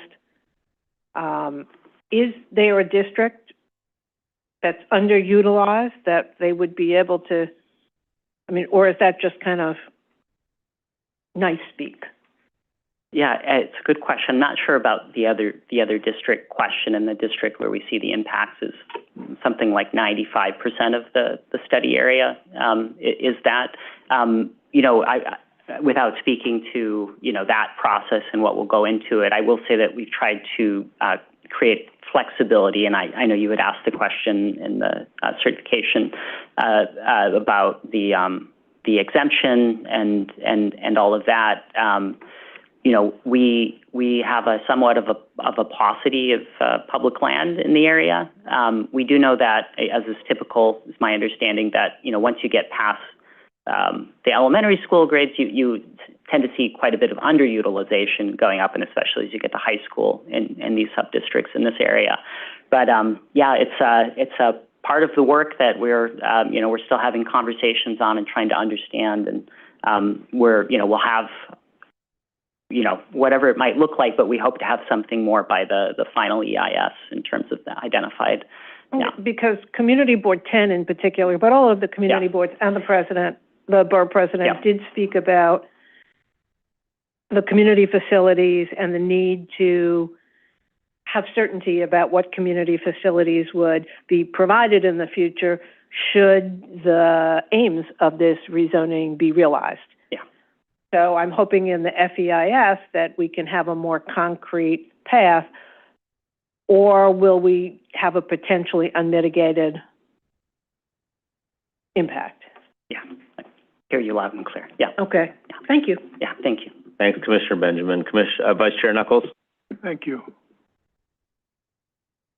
And thank you again, Michael and Paul, for the tour. It's very informative. I just wanted to drill down for a moment on slide 53, the borough president's recommendations. Sure. And she says that at the Co-op City Station, acknowledge challenges due to low density area, which I assume are the areas around Co-op City. And she calls for parking studies, future bus connections, park and ride partnerships. Is that the focal, her primary concerns, or are there other concerns that she doesn't lay out here? At that station area, that is what I understand. We have a condition there. We have Section 5 of Co-op City, which is the southernmost section, quite dense, but the station, for engineering reasons, got pushed further to the west and kind of partially under I-95, and so it ends up by what is, a pretty low-density district there with some smaller homes and small apartment buildings. And so I understand the concern to be, how do we get, especially those northern sections of Co-op City, how do we get people circulating back and forth to the station? It's quite a distance there.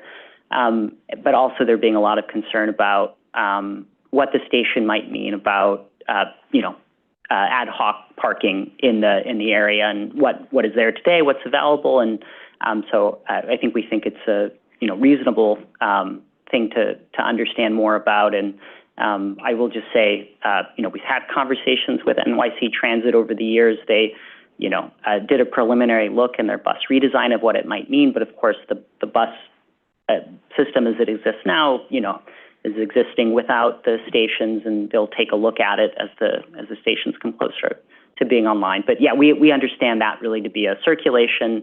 There's also a pedestrian safety component that we've heard a lot about over there. There are no sidewalks on the south side of Erskine over there. So that low density area, I assume she's talking about Hammersley Park, the so-called valley in that area that's on the other side of, 95, or... I think she's referring to the area centered around DeRimer. So Erskine, where DeRimer hits, is right where the station entrance will be. And, okay. Yeah. All right. Thank you. Yeah. Thank you, Mr. Vice Chairman. Commissioner Osorio. Thank you, Chair. Thanks again one more time. I wholeheartedly agree with all the comments in terms of the quality of the materials, the quality of the tour, and the quality of the work. This is huge and very exciting. So congratulations for being at this stage. I had a couple follow-up questions to our last conversation, and a couple new ones. So really quickly, I just wanted to underscore again the clarity of your responses in terms of how these actions relate to other agencies' work and work right now. Proposed, but also ongoing right now. And so I was wondering if you can confirm whether DEP will be here on Wednesday to discuss the vulnerability of some parts of the study area to stormwater runoff.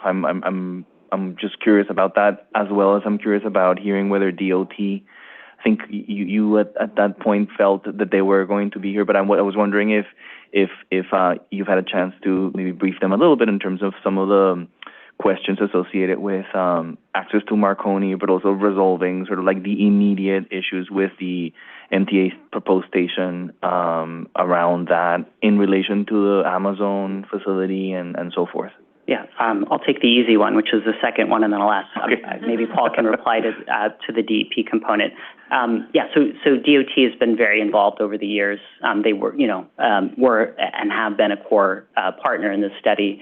We expect that the Bronx Borough Commissioner's Office will have staff here on Wednesday. I'll just say that also as part of the MTA's work, they've been working with DOT. DOT reviews their plans as they come. DOT is very aware of the conditions within the Hutchinson Metro Center and the Marconi conditions and all of that and the complexities that creates. I don't know if that answers your question, but we will have staff from there, and maybe hand it over to Paul here. Thank you, Commissioner, for the question regarding DEP. I don't believe they will be here on Wednesday, but what I will say is that we acknowledge early on, even before we entered public review, that obviously this is an area that floods. There's some infrastructure issues. So not only with DEP, DOT, and other capital agencies, we're working on a neighborhood plan, and so they're actively engaged in that. We've also increased the level of importance of infrastructure. As we've heard, if you read through the recommendations, both from Community Board 11 and even Community Board 9, the importance of infrastructure, particularly as it relates to sewer and water infrastructure. So they are definitely at the table, and they will definitely be part of the neighborhood plan when we get to points of agreement as part of this proposal. Thanks again. I really appreciate that, and also just not to detract from sort of like the quality of your work. I think it would be important to hear from them, maybe then in writing, as we consider some of the houses, the proposed density, and so forth, relate to the existing concerns with the infrastructure, but also maybe the proposed plans to upgrade that. So that would be great, especially on DEP and inundation. On DOT, to clarify, my question on DOT is just beyond the specific requests and more about sort of like the longer term issues associated with how do you solve existing conflicts that are related but not at the core of the proposed expansion to Marconi. Sure. The fact that there are no sidewalks sort of like in the road, the private road that is going to the Amazon facility, and given the fact that we're going to increase significantly both pedestrian and vehicular access from the MTA station and the bridge, how can the department also receive sort of like a clear understanding of what the other agencies are planning to solve that? Yeah, that's a great question. So again, we're working very, very hard to have DOT here on Wednesday. We will have several other agencies that will be here. They'll testify, and they'll also give you an opportunity to ask some additional questions as it relates to the proposal and their contributions to the proposal. Thank you. Very quickly, I just wanted to highlight a couple other things. So one was, so the DEIS begins to highlight significant adverse impacts on open space. And so I'm wondering, how are we, and also lays out a couple of different options. And so I'm wondering, toward the final EIS, how are we going to be evaluating sort of like the impact of these? How are you thinking that we're going to be sort of like trying to connect 1 and 2? Right. That's a really great question. I think one of the challenges that we have here is that there are limited opportunities to create new open space.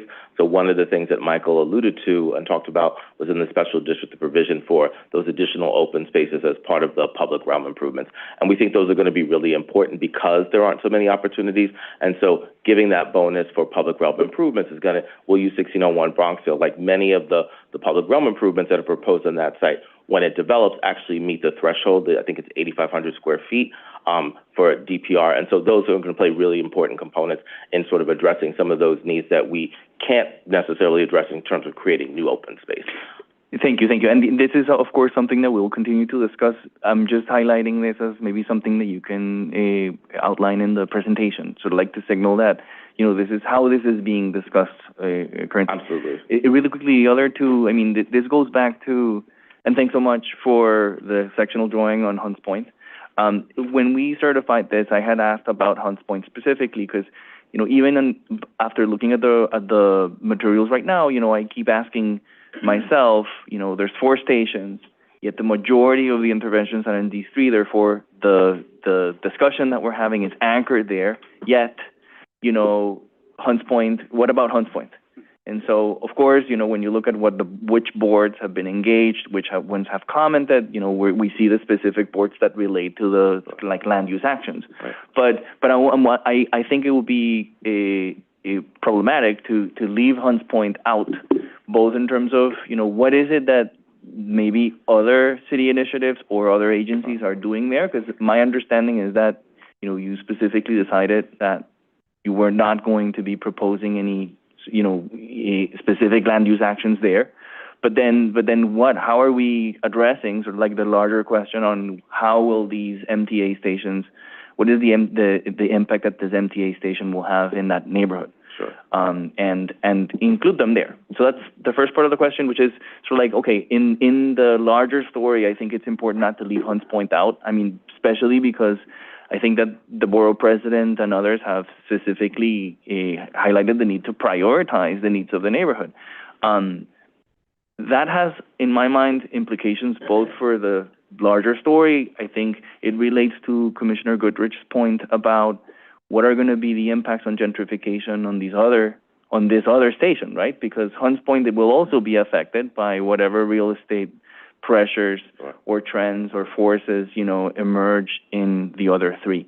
And so I'm just not clear how are we addressing Hunts Point in that regard.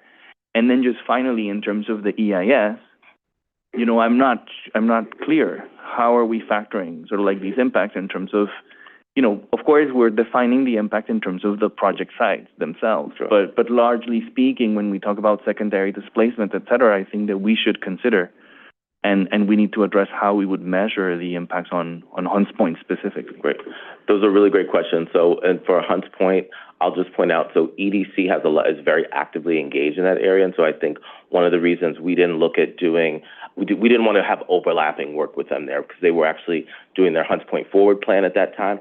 So we didn't engage in additional work there, but we do work and collaborate with them. And I think you make a really good point about Hunts Point. I think that's why we're looking at the connections to the stations, which are really important. And certainly, I think, there could be an opportunity down the line to maybe collaborate with EDC. We have been approached at other public events to look at, land uses around the station, about doing additional studies. Obviously, we couldn't do that at this time. And also just want to point out, in the EIS that we did, it was specifically focused on Morris Park and Park Just Van Ness, so none of the analysis really looked at those other stations. But they are critically important because we're going to have transit at all 4 of those stations. So we wanted to look at other things that complement those stations, whether they be improvements to access to those stations and things that are happening in and around it, as you can see at Co-op City, looking at access, bus turnarounds, and improving sidewalk conditions. Thank you. I appreciate that. And then I guess, we agree then in terms of the fact that we have to clarify, I feel a little bit, sort of when we're saying we're addressing the impacts of MTAs, so for the 4 MTA stations, what exactly do we mean? And why, as you've laid out, the decision to rationale to focus on these other 3. Okay. But then, as you were pointing out, I think that in the messaging around the work that is happening there, it would be really useful to understand what the other agencies are doing in that regard. Clarifying that the department is focusing on land use actions in the other 3, but also to clarify when we are discussing the impacts, the environmental impacts, what is it that we're looking at and what is it that we're not. Then I just want one final suggestion for the presentation. I mean, this is, again, will be sort of an ongoing conversation, but in my mind, and we discussed this in the tour, and it was really interesting to understand how you've been so thoughtfully addressing this. Part of the proposed changes for the M11 map, no pun intended, into what the City of Yes is actually proposing. And so I was wondering if that would be, I think, something to add to the presentation, just to clarify, how what you're suggesting relates to something else that we're discussing right now, and what are the sort of impacts or trade-offs of that, which in the case of what you're proposing, particularly in the 2 stations that we're looking at, sounds like you are actually outlining an opportunity to create a public benefit on both jobs and affordable housing, but it will be clear to connect those dots just to understand how you're proposing to change land use and increase development potential in places that, you know, begin to equate with what we're discussing on the other hand as the transitional and the growth district. Commissioner, let me jump in for 1 sec. I don't want to disappoint, but this is probably the last presentation that we're going to see other than post-hearing follow-ups from the department, which we certainly will do. On Wednesday, the team is going to give a very brief, sort of just a warm-up to refresh the public what we're talking about. It's only going to be, it's going to be a fraction of what we even saw today. So I just want to note that for you. But there will be plenty of occasions after the hearing if there are things that the department needs to follow up on in response to the public or commissioner questions, and we certainly will do that there. Sorry to interrupt, but I just wanted to note that Wednesday is going to be a very abbreviated presentation. That makes total sense. These are just suggestions for how to clarify the message to the public.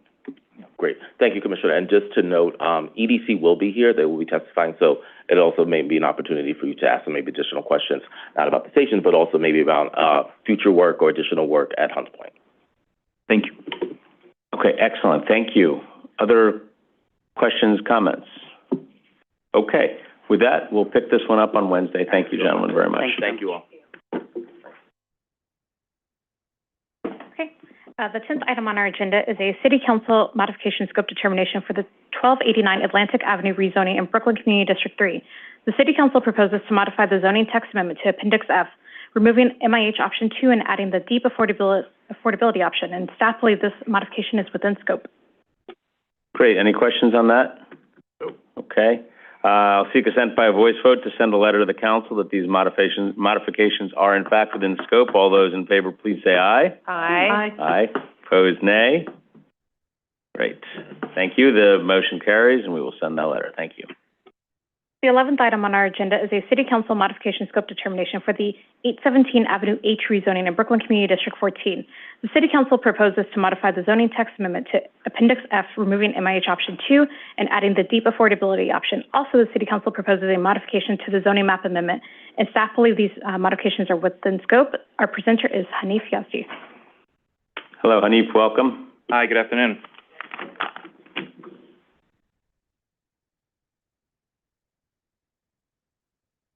All right. Avenue H is returning, as you know, for a city council modification scope determination. It was certified by the Planning Commission on November 1st and voted on by the Commission on March 20th, 2024. The R5 C13 district is going to be rezoned in this proposal to an R7A C24 district within the Ocean Parkway, with a zoning text amendment to Appendix F to map MIH options 1 and 2 to facilitate a new 9-story mixed-use building. The proposed development comprises of 42 units, including 11 income-restricted units under MIH option 1. Total floor area about 55,000 square feet, 4.6 FAR. Development includes around 15,000 square feet of community facility space, 40,000 square feet of residential space, and provision for 20 off-street parking spaces. They'll be located in the Kensington Flatbush section of Brooklyn Community District 14 along Avenue H, roughly 2 miles south of Prospect Park. I'm going to go through the modification now. That's the original sort of boundary, and it's the existing project area as well. The application as proposed by the applicant is to rezone the entirety of the Avenue H frontage within Block 6496 between East 8th and East 9th Streets.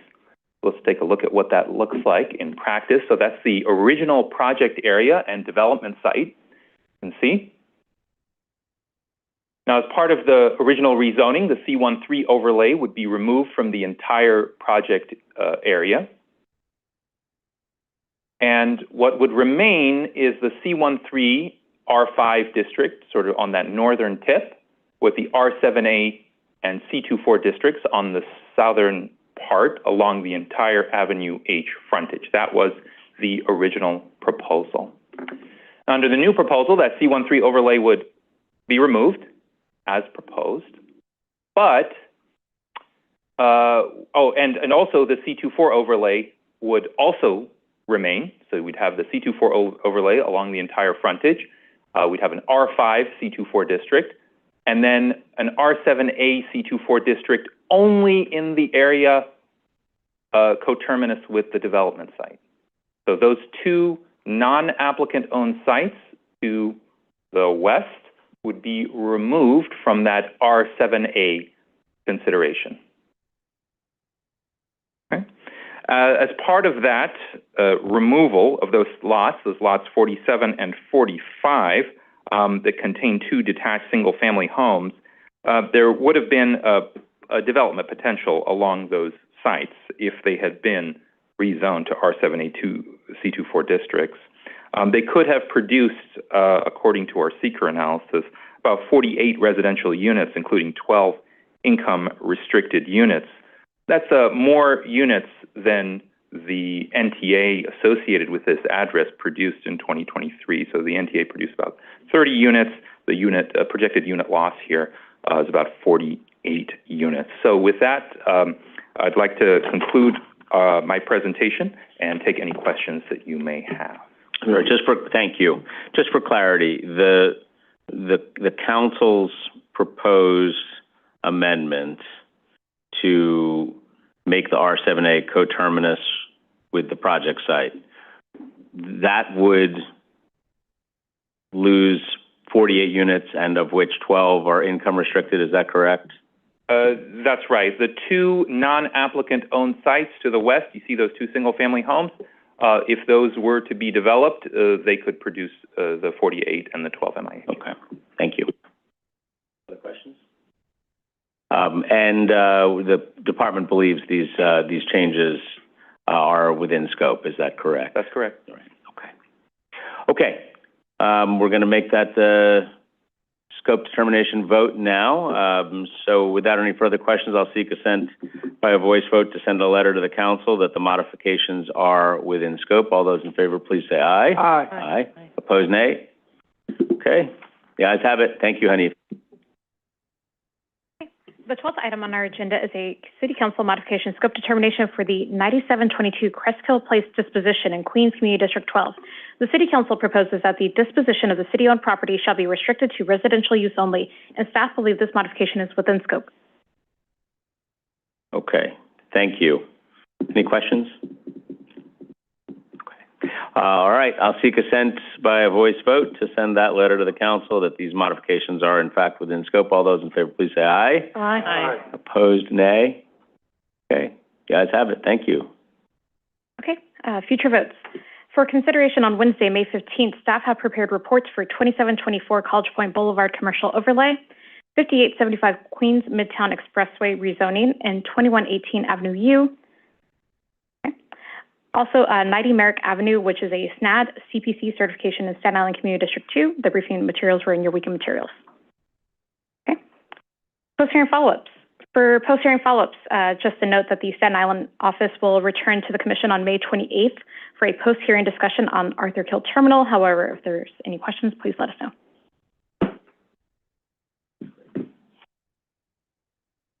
Anything else today? No more items, Chair. Okay, so now I can officially say that that was the last item of the day. Thank you all very much for your cooperation. And we will pick up on Wednesday morning at 10 o'clock, where we will have the hearing on our Bronx Metro North and other items. So thank you very much, and we are adjourned. Thank you. The time is 4:27 p.m. Thanks, everybody.